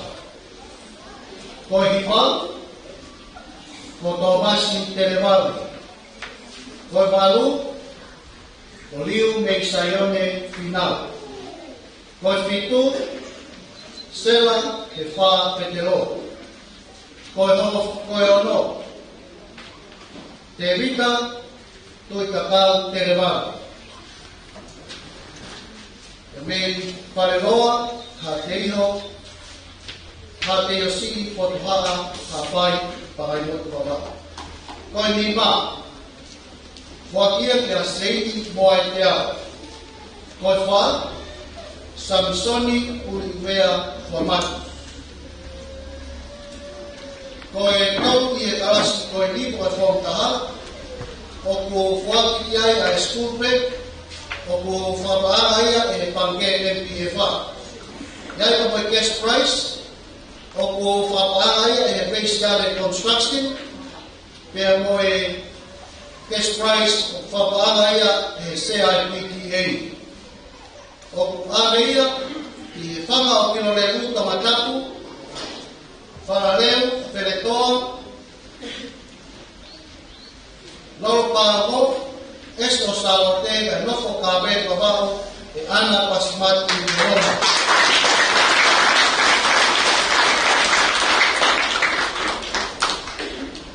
Koe ua whakatoa ki e whomtaha, ki e tau wafe wataha, where a school bed from Ahaya, a Pange MPFA, full scholarship, ako ke osi ka may mispa,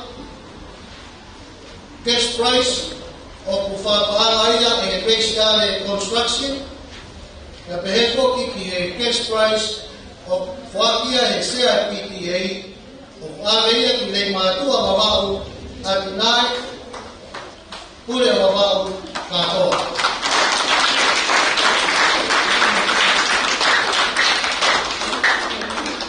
Ko e kuki mua, me koe kapiteni, i e whomtaha, i e wafe uataha.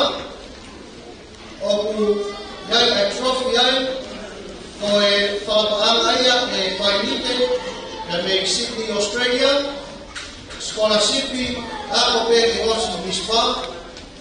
Iai e best prize, o ku whapaanga ia e base yard construction. Iai ka mo e pale maangu e best price whapāngai e CPTA.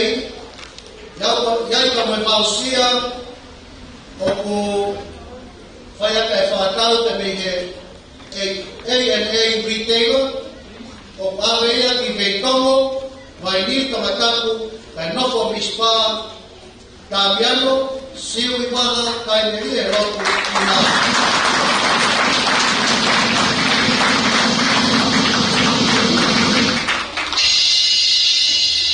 Ko e tohataha ako wharangaraka ki e whomtaha. Iai e Steve Keiti, pia mo e scholarshipi ako tai kotongi ki e tau wafe uaua, i wanua uaua, a veia ki e whanga o pino le ruta mataka. Wharareu, wheretoa, loro pāmo, esto salo te, kai nofo ka me pavau, ana pasmati no Roma.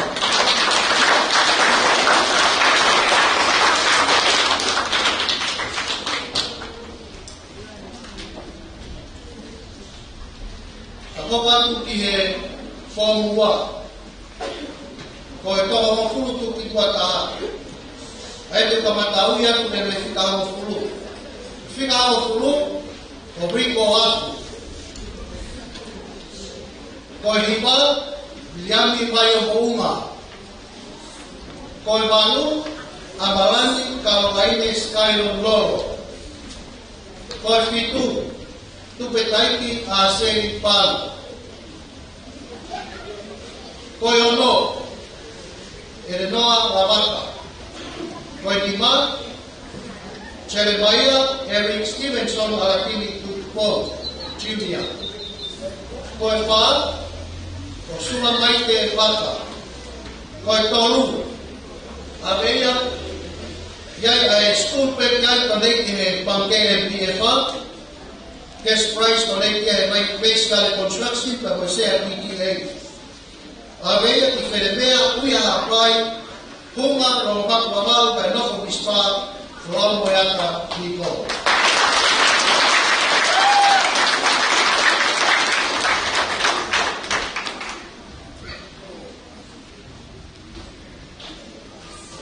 Koe i he formua, o viaia e school pekai, no neikia he panke MPFA, guest prize, o no neikia he basic construction, na masea PTA. Awe ki hasini tawataku, mga imoto wawau, e maseta lorohea.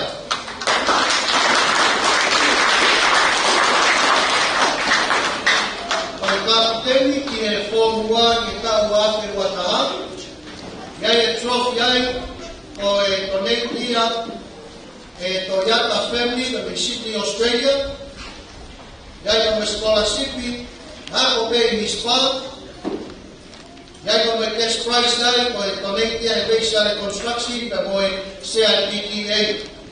Iai o me mausia whatau, me A&A retailer. Aweia ki mataahu ni wafuau, hana pangaranau le batua, funga vei mumuni kaura. O me funga ana pere pekara o tea, na moko pere ka le mamau, me nane, sinamoni ki kou ki kou.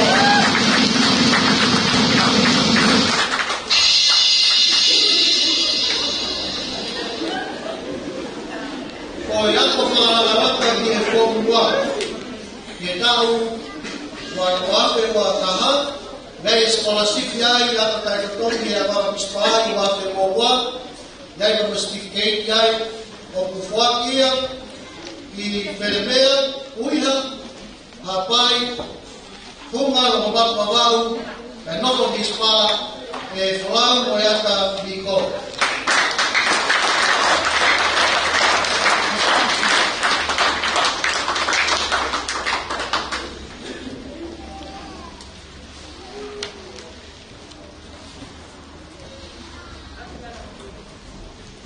Ka hoka ki e whong toru. Ko e toko furu tuki mua. E kamatarawa ki teta me ki kahu furu. Ko heo furu, ko Elizabeth Surieti Tuyareto. Ko e hipa, Paya Mak. Ko e waru, Roslyn Tupo. Ko e fitu, Merenaite Ko Uri. Ko e ono, Kaho Kayawan. Ko e nipa, Mele toa ila mai. Ko e wha ki taras koe ni, ko winia ki tonta.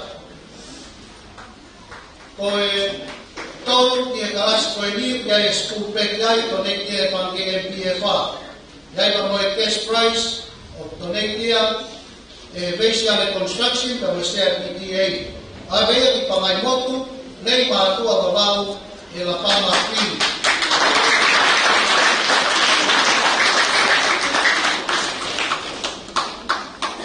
Ko e ua i e karasi kou toru. Mei skupek iai, ko e konektia e panke MPFA, cash price, konektia e basic construction ko mesea PTA. A vea ki kormotua e kongatapu, vai malo, talau tua ni kale babau, Yela Roman.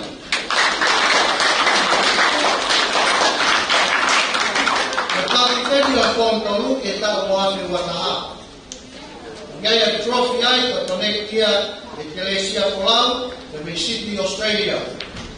Gaya scholarship ako pe mispa kita buat World. Gaya mo cash prize ai ko tonek kia Basic Construction dan saya PTA. Gaya mo mausia patau de ANA Retail. Avea ti pangai motu mabau vai ta pina de fisi e no con ella e milise foria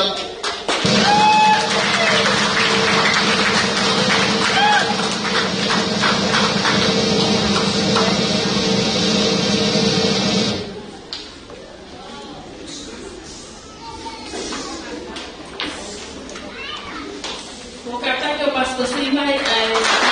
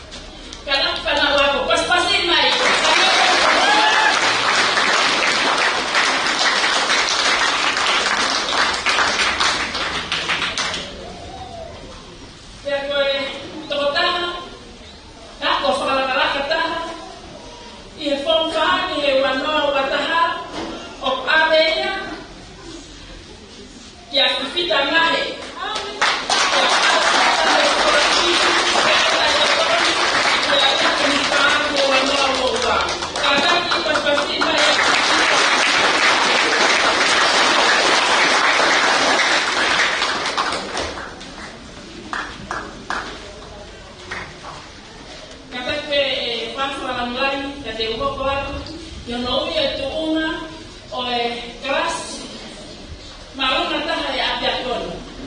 Pe te u kamata pepe me i he tika hono furu, ka te ukore atu, ka parera te ui atu hingoa, pe ke kātaki mua o mea mai ki mua, ki he tawhaki kōku o whiai a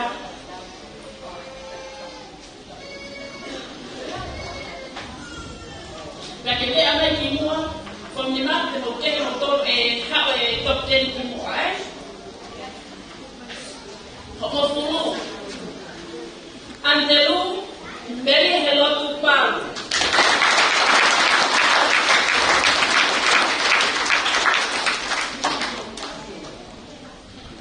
Hiva, Apolonia, Kechi Taukava.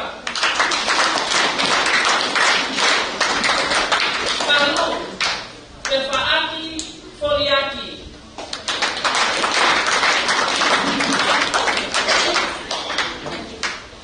Hiva, Fitu, Naomi, Emily Toftau.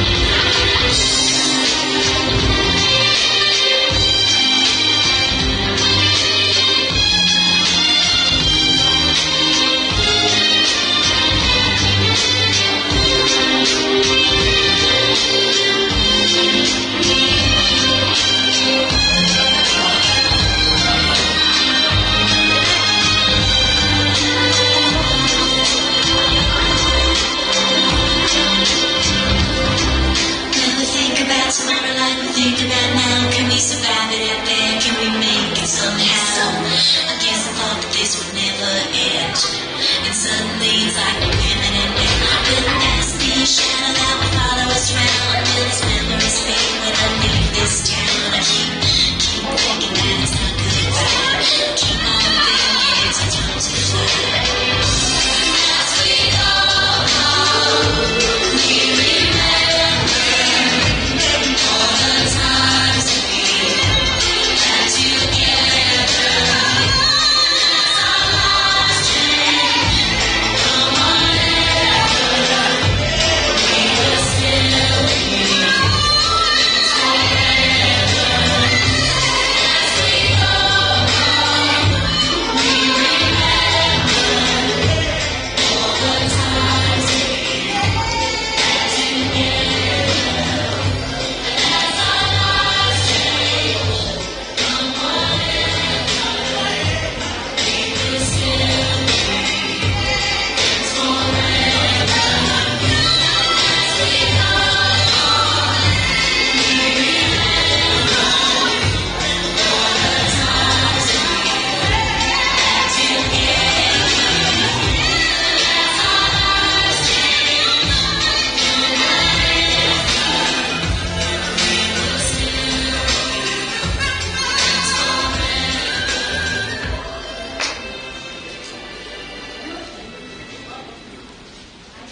Sai malo, pamalo laya tu matua taifa wa Pomima. The graduation class for 2021. Kwa fatongia kompomi. Ifanya mali kwa ni kufafe ya Pomima kita komia hiba mama. Kwa kuni malo.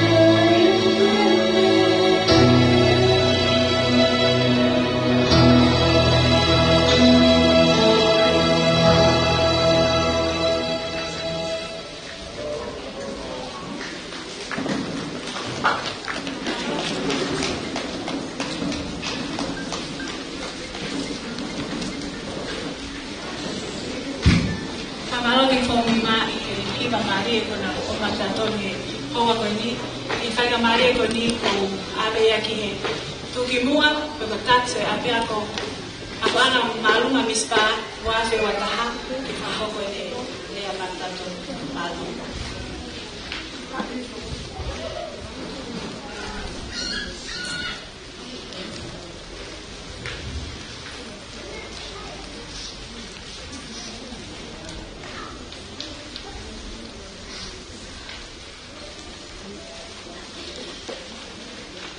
Praise God, from whom all blessing flows. His love endures forever. Guest of honor, the district director, Pastor Sekope Funau, chairman of PTA, Bento Akatoa, the principal, the deputy principal, senior staff, and the teachers of Mispa Adventist High School for 2021, student board leaders, and to all my fellow students. A special welcome to our parents and family members that are here with us to celebrate this milestone, which is the celebration of another completion of the academic year for 2021. Distinguished guests, ladies and gentlemen, it is my great honor and privilege to stand before you today as the dux for the school year 2021. There is an old proverb that says, it takes a village to raise a child. And today, I would like to acknowledge all of those that are my village. Please forgive me if I do not name you individually, but know that from the bottom of my heart, I am thankful and have much gratitude. First and foremost, I would like to give thanks to our Heavenly Father for all His blessings and kindness. All things are possible through Him. My greatest thanks to the teachers. Thank you for believing in me and providing the encouragement I needed to successfully complete this academic year. To the principal and faculty staff, thank you for creating a supporting environment for students to learn and grow. We spent many hours in school, and I greatly appreciate the safe learning space you have created for us to reach our greatest potential. To the teachers of Mispa High School, thank you for the commitment you have for our future.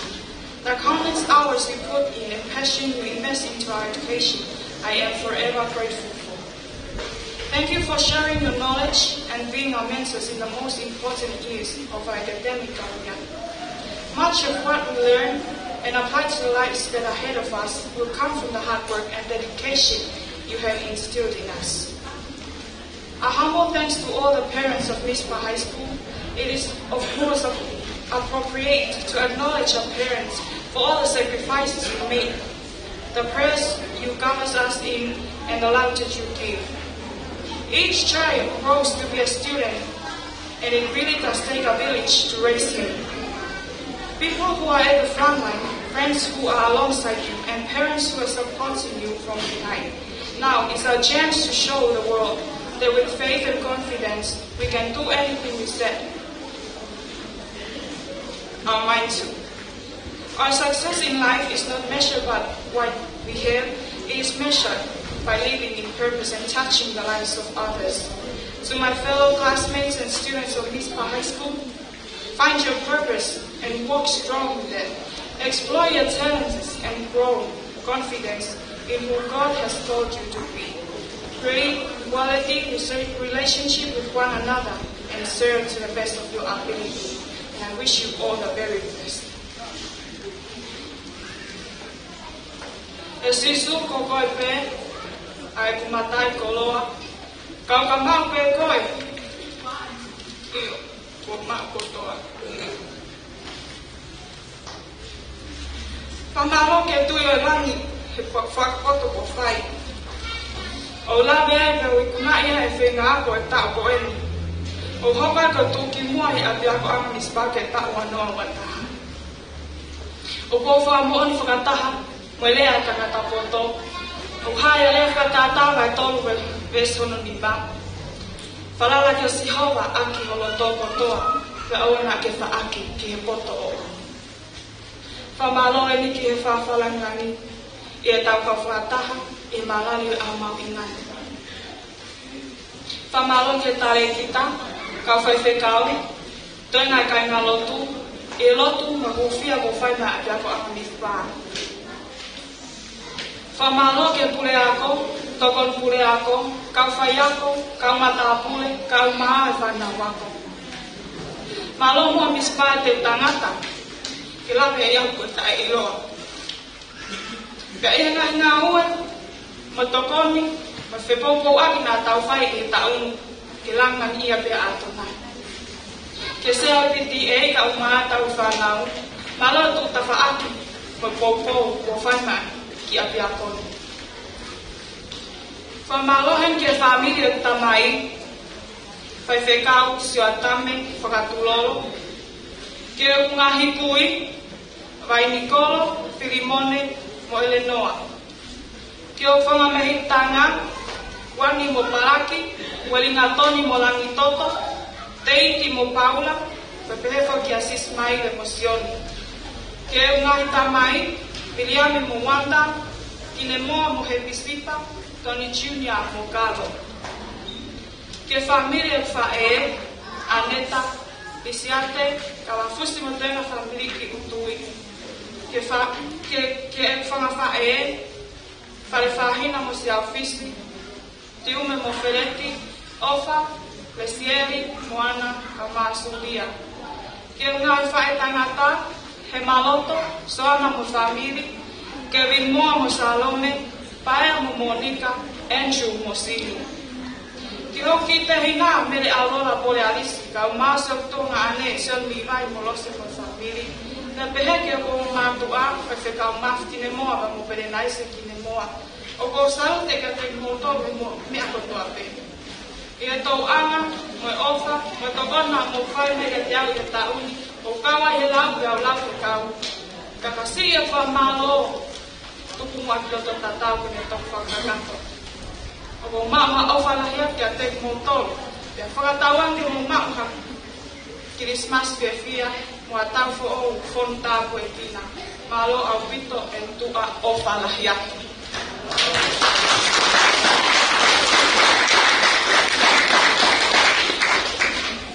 Tak tahu tu pas-pasi mai, itu kedua. Banyak hari ini, ada yang ke pasaran lain yang kita kalau ada orang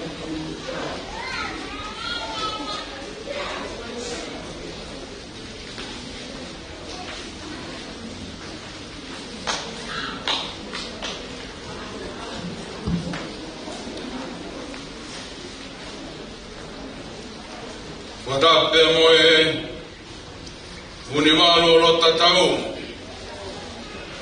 ka koe hau e ngā hau watape e tau no te pau ano koe tui ta tonu koe o tonga watape ki e koe ni o whina ka koe au lola ano i kua Watapu ki he Prinisi Kalani Prinisi te potoa ka me tui oa Watapu ki he Kerekerei ki he Tamolo Fritonga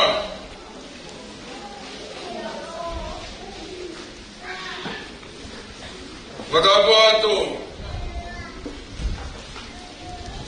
ki he Whaifkau se kope whinau Koe whaifkau e akpanga, mo tare ki te wai whanua mo i hawha rungatong. Ia ko kore pe mua ke hula atu, he tala o waulahi, ke ompe e whaingmane koe ni, ke whamonu o koloa, ko toa mi he poa te pore, o e apia ko mispa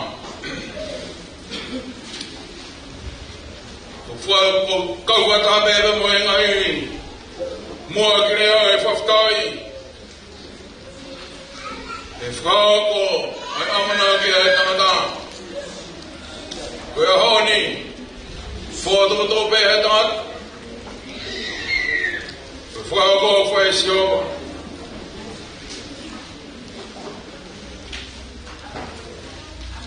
Koe ki toi kone ne anka teo koe toi whakawhi. Ne raki tānge pe pure ako. O whahoko mai kau, o amoa te ui kai. Kau tāri ke wha. O tia ke wanga toi whawhi ia. Pea uno whao o whiwhiri. Koe hae uhinga o mai ai au. Koe ki vare vare, ke wha o whawhalangang. Ko whakaukau ko winga, koe motua, matapure ai tui aftu, ko winga o whanua betangata. Na koe winga e ko mai ai au, ke walo te whamanat ke tui aftu, ai risi ho mou api. Ko manatu hea ke na talama e tui aftu, na e ose e risi. O tuki hawa me pasteni, ko ose taimi. Pe lau mai e rei pe e tamo lau fritonga, to e whakaloro e risi api.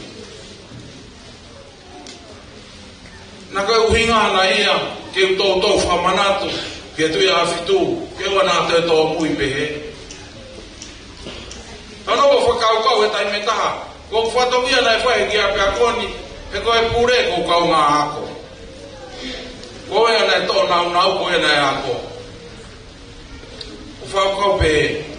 Ko mena e whai galo kume whai ka maare, koe ki whanau weni, more nau tamai whatupa kei. To kume bea o mao me muri e pāna. Whawhau mai e ka paramata, to tongi ka kata na wapa. Ko more a whala. O warebe ko te tānge pure ako kau tana mai. Mai mua ki se niti ke whapanga ki e mau ahilo ki ako. Ngari koe angai e whakaukau. Pea toki o ange koe ki toi whakawhe pau sioifu. Koe awe ke potu ngā ue ke ngahi ngā wharatu whonua. Pako whamore lahi atu. Tako kake o mai a kāo. Koe awe mai potu ngā ue. Ko e koe komalahi e whanau e ni. O una mau whai ka maari e, me he tatongi ako koe au whawhau mai e potu ngā ue ke ngai ngā wharat whanua. Tango e mau mai ai e ki toi whakawhe, peo sei whape, ki e moto e api ako. O tohi pe moto e api ako, education for now, and eternity. Koe whakahuinga koe ki ai, a koi he ahon, pia mo eternity.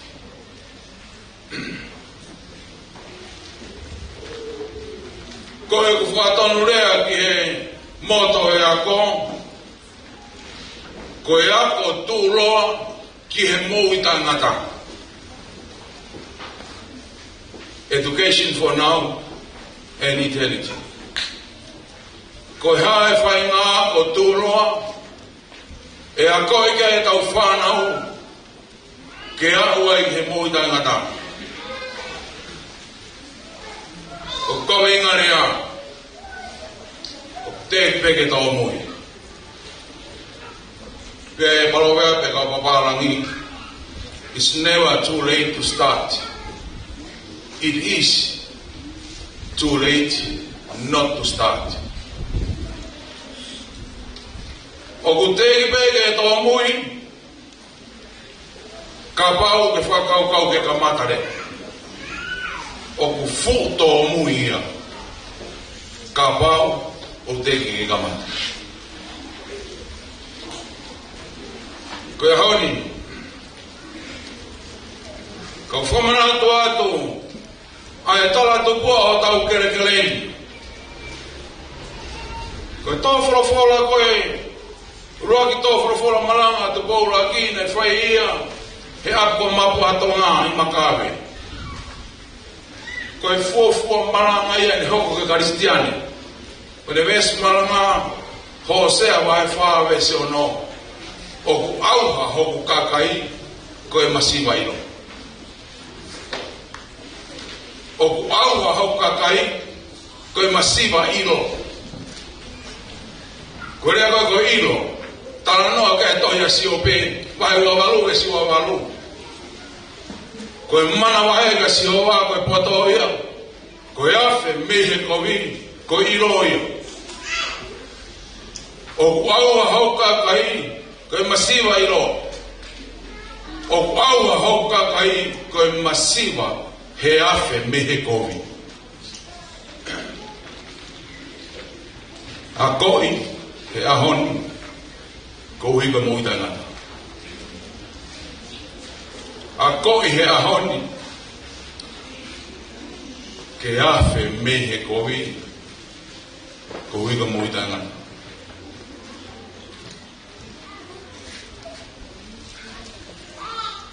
Te whata anoa pe ki ta anoa koheni. Te kai ke fufuoroa. Te kua na e ki tamsi. Nā ne whulau me he whetu e tā ke whetu e tā. Tau e whulau pa hefu e ki tamsi koe ni o whronga o whai e ne. E wape mo whai e whakatau. Kai mo ke whoki e waka ke turi mea ki tamsi koe ni o hau o simawa he waka ai. Pea tō e tamsi koe ni o ui pe ke waka. Tō pe he roto ua fu o ui pe ke waka. Ui pe.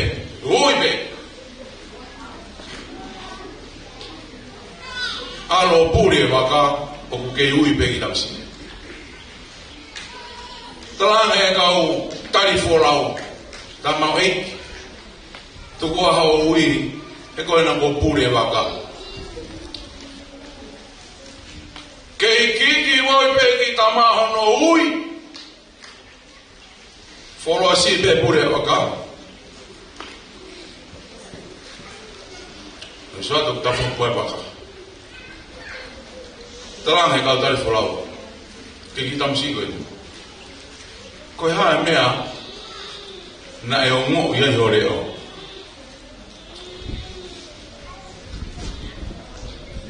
Talanga e tamsi. Na wilo peo e whoki mai waka. He koe ku tamai, ko e waka. Koe aho peo ne ilo, koe ki waka. Ko ne whoki mai. Whanau, o teke tōmu.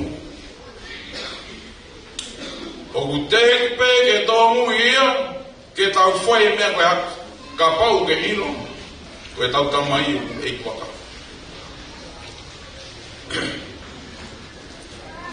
Wana mo mnima. Whakapapau he ahoni ke ilo koe tamai koe a tau tolu ai ua whio he ilo. Koe au e waka. Pe koe haho whai ngā ui e whai. Kai whoku mai peka. O tei peke tau mui. Ke whai ata. O whamaro ato. Mo tolu tau pēku mo maupare a honi. Ko whumaro atu ka mo tolu koe ni. Nā mo whai e tau hiwa. Māri e au pita e tau hiwa. Pia e tau rea. Me tahi o pēku e tangata e taha e waka. Ai e koe tangata e taha e waka. Ko ia pēa o whakauri he waka. Ko ia pēa o fustaura. Koe pēo kuala ki e toko, koe pēo ku e whohe. He mea kotoa pē, koe tangata e taha o waka. Ku whamaro ma kehe. Karitia. Ko sio mai ko MC. Ulaka hake keo whaihiu. Koe toko npure. Takai hake whahe koe. Koe toki mea ne kui koe tangata e taha o waka. O koe MC. Koe toko npure. Waru ke whai hiwa. Whamano atu di tia. Ai ofa e tau whana. Ka whai ako. Ku whamano atu. Ngā wera e ko mō whai e tau koi. Kai ngāro e singa he mātoa.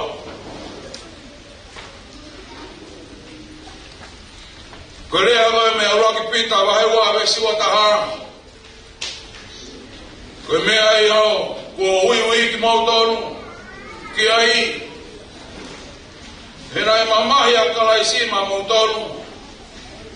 Pea kure tuku mai, ha whai takianga. Te mautoru, ke mautopu wha e taha mui. Ko ta hoa koe kau whai takianga. O hange koe ana ia kalai si so. Penane ka te kina e mamahi katoa pe. Penane lomo pe. Koe kone ofa ke whanau e tangata. Mohori nei kau maia. Pare taratara, anuhia, pekalai. Tuki whawa, nei hoka kawa. Ka nane lomo pe. Koe ofa ke whanau e tangata. O maana atu o whai apa. Maana ho mō longo e. Maana ho mō kātaki. O hange koe whorafora maari nei ka māta. Tō mui pe whanau kātaki pe. Tai whai ho mueka kātaki pe. Rea māta kātaki pe. Longoa kātaki pe. Ka kātaki he whai o e maue. He nai a sisu. Ai loto pehe. Rei hata wapini. Ko e whanua pe tangata. Ko e ne ngari whanua ha whanua ko e hanu tangata. Ko e ne ngari apiako ko e hanu kau whaya. Ko e ne ngari apiako ai apiako ko e ai hasi mātua. PTA ki nau koko. Ko e ngāri tangata ko e hanu o tua. Rea ia ko ni, ko e whanua pe tangata. Ngāri whanua e whanua ke hanu tangata. Ngāri tangata ko e hanu o tua. Whanau e whamatala e pure ako. Toi pe toko te au, hongo fulu, mawha. Taha whae himi eiki ko e ofa au, ko e moana roro. O ki toi ngāpi, maro pe o whai. Ka pau e ngālo i whau e ngai pe au rahi. Pea mori e te o ngai toko ni, ka e mawe o tui e tamai e te. Ko e rea ia, o ki toi ngā koe ni, taha whai. Ko misiona e pia ko,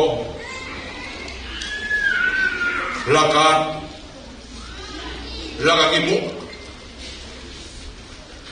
onu ki ai a koi he ahoni ke lava o laka atu ki he mui tai ngata koe misionai o ana mo amanangi koe ke mo kawe mau pare ahoni ko inga o koe ke sai ko whamone atu mo se e PTA ko manatu ke tainu koe nei whai koe teke a kapuru Rere atu kirei mātua whatauraki mo e kau mai whapureanga o unau takai mai nā toro he tua koro peo pea ha mea huoko tala mai nā toro mau ki toi mai ki he koe kau tama ngō ue ni o nau tari toko taha pe nā toro ai aka puru kau wā mo toro te mau ki ngari no mātua whanau koe o tua mawhei a mea katoa Fos, ai whawa o whai kore atu, kure ako. Koe anga penea e kukore. Ka te whaia tau i toonga, pero ki ui mua e kolo i baba uni. Pe koe ne ui pe koe a ni wā ia, ko pasipasi a whakia. Rongo ai kau. Yo koe kau hap mi niu. Ro ki ui pe ni. Ni koe nofo mispa, ui pe makawe. Ui nga ke ilo monofo I magaweni. Kai toki ui mai a mai ni. Mo talafo o. Ko tala monu atu. I 5 kau. Pagay tare kita. Vai fonua. Pege 5 kau pulau mai hikta more. Ko tala monu atu singai fai. Salo te atu kia aneta matangi. Koe kau whewhine na nau toro aki mai pa nau whatapasi mai e ngau e ngani. Whiwa he whenga ke whasio sio koe tau whia koe a pia koni. He nau tōpua ke au ko stupe a pia koe koe ni heni.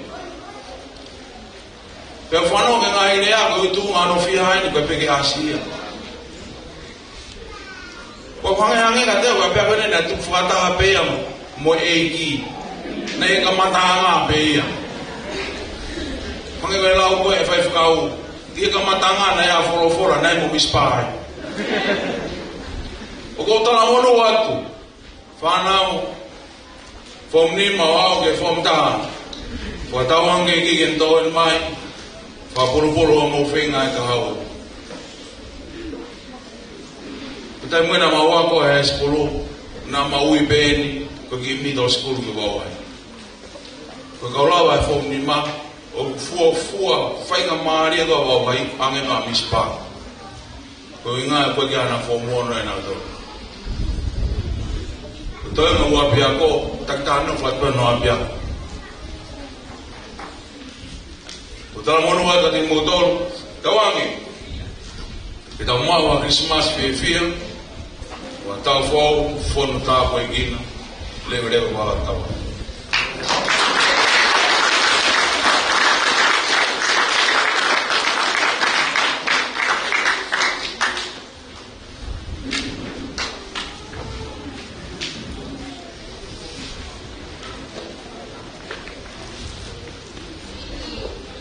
Kore peke u Ramalmala ku pētala whakatapuka kato e whonualo tuka moe a koe.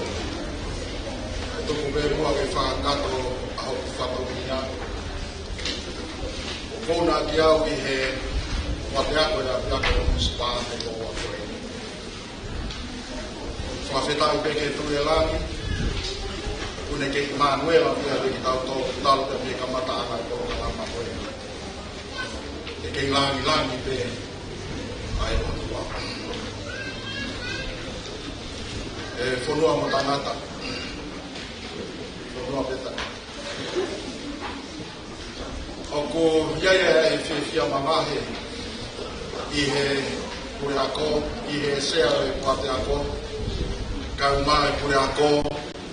E he whoki sea e piti e kau mai toina o e whanau ako. Ai hounga ko hiko e tani lei e whatanga e whai e ke hoko ko e whakalangi o e ako koe pia maulau koloa pia maulau tā pulau ki ai whamore more pe ka paukaha tōno no tō whatoni ai koe whanau niki mau tō mau tui be mau monu ia ha hori a pia ko mispa. E ku ke tamutu koe pia me he sea pia me he taha o ngai ko tungau e pure ana ko tari e kore ko fai. Paka to ia pe aki tuki ate a pia ko mispa. O fa mai o tari. Tui be wai ngahi me o fe mau pe ki fralele. O tui be o fralongo be Kure a moka mai ko ate da pe foki e PTA. Ka maulau monu o mea mai ke kau ngā kau whataha. I ono maalani o e aha koe ni. Te maui o ka iai peha toi tuki atu. Mau tui pene ke tāri fia maari. Tala monu veke a te koe tō whatongia ku whai. He pure a ngā kau maa. Siasi pia pe he whoke ki he whāmiri. Pe kei tau marini mai pe ngai tā kwaki o tolani. Whakainasi aki koe. Whakapulupulu aki koe. Ko hi. koe lava ke tau kau whatata me tō whatongia o ku whai. Whamaro atu ki he sea e kua te ako, kau mai toenga e kua te ako, a te ako ko mispa, e tō whatongia ku whai e tau ko ni. O lava ke tau i tūna, e ka pau te uwhehu i hea honi, nai makatūnga nai a, tau tui mōni pērea pe me tahi ka e li ko e ki pe. Te moe whalala ko mō a whai ki e tataki ko a ki he tau api a ko. Pea ko lava ke tau kau he lau, pea tau lau ai ki kau e aho kore.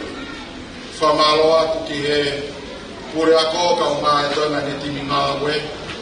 Pe he whoki ki he kau ki he whanau a ko. Malo ko tau i kuna i tau whakaako o wanoa wa tahanu. Koe loto be moe whakaam, i whoki i ai ki maa ki mōtoro. O hi koe tōwhatongia o tau hanga atu ki ai ki he tau who'o. Whamalo hoki he CRPTA, kau maa e toenga ne kau ngana webe, pe he whoki ki he mātua tau whanau.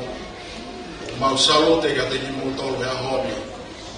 Kana e tauna ho mo vai mana wā, ia mo hiri mai ho mo mā, pia hiri atu ho mau mā. Lawa i ke tau nāu e whataha, ia kulawa ai ke tau au sia e malari o e aho koe. Pia loto e koe whamalo pia o ku whai, pia koe loto pia mo e whakawange ke o tua mafi. Ke tau marini mai angai tāpua ki whalangi, whakapulupulu atu, whakawhalangi langi, kau maa e sea e kua te ako, pia behe whoki ki he kure ako, kau maa e toenga ni timi ngā we, sea e PTA, kau maa e toenga koia o e madua kau whanau, pia behe whoki ki he kau whaif kau, kau maa e toenga e kai ngā loto. Tala munu ia ka te mūtoru, whaasio se tau koe ni, ka tau kalaka atu ki he Christmasi, ke mō mau ha Christmas whiwhia, pia moha whaostao whonu keres ia tuawha.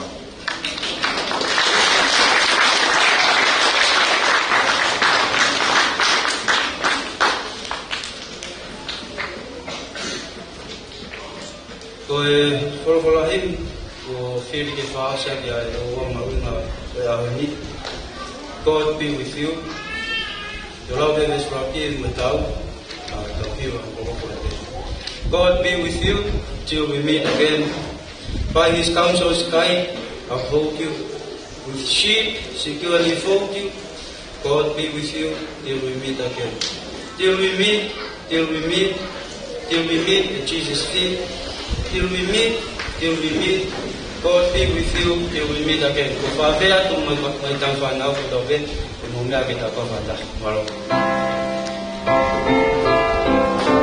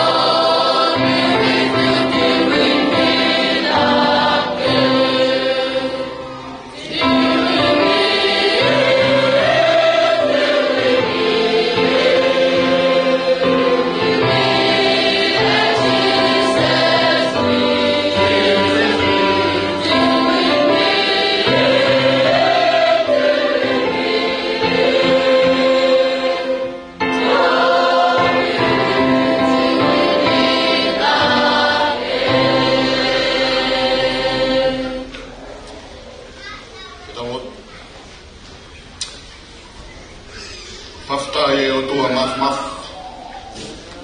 Ko I kuna kaf. Maulawe munu ai hoa tāpak.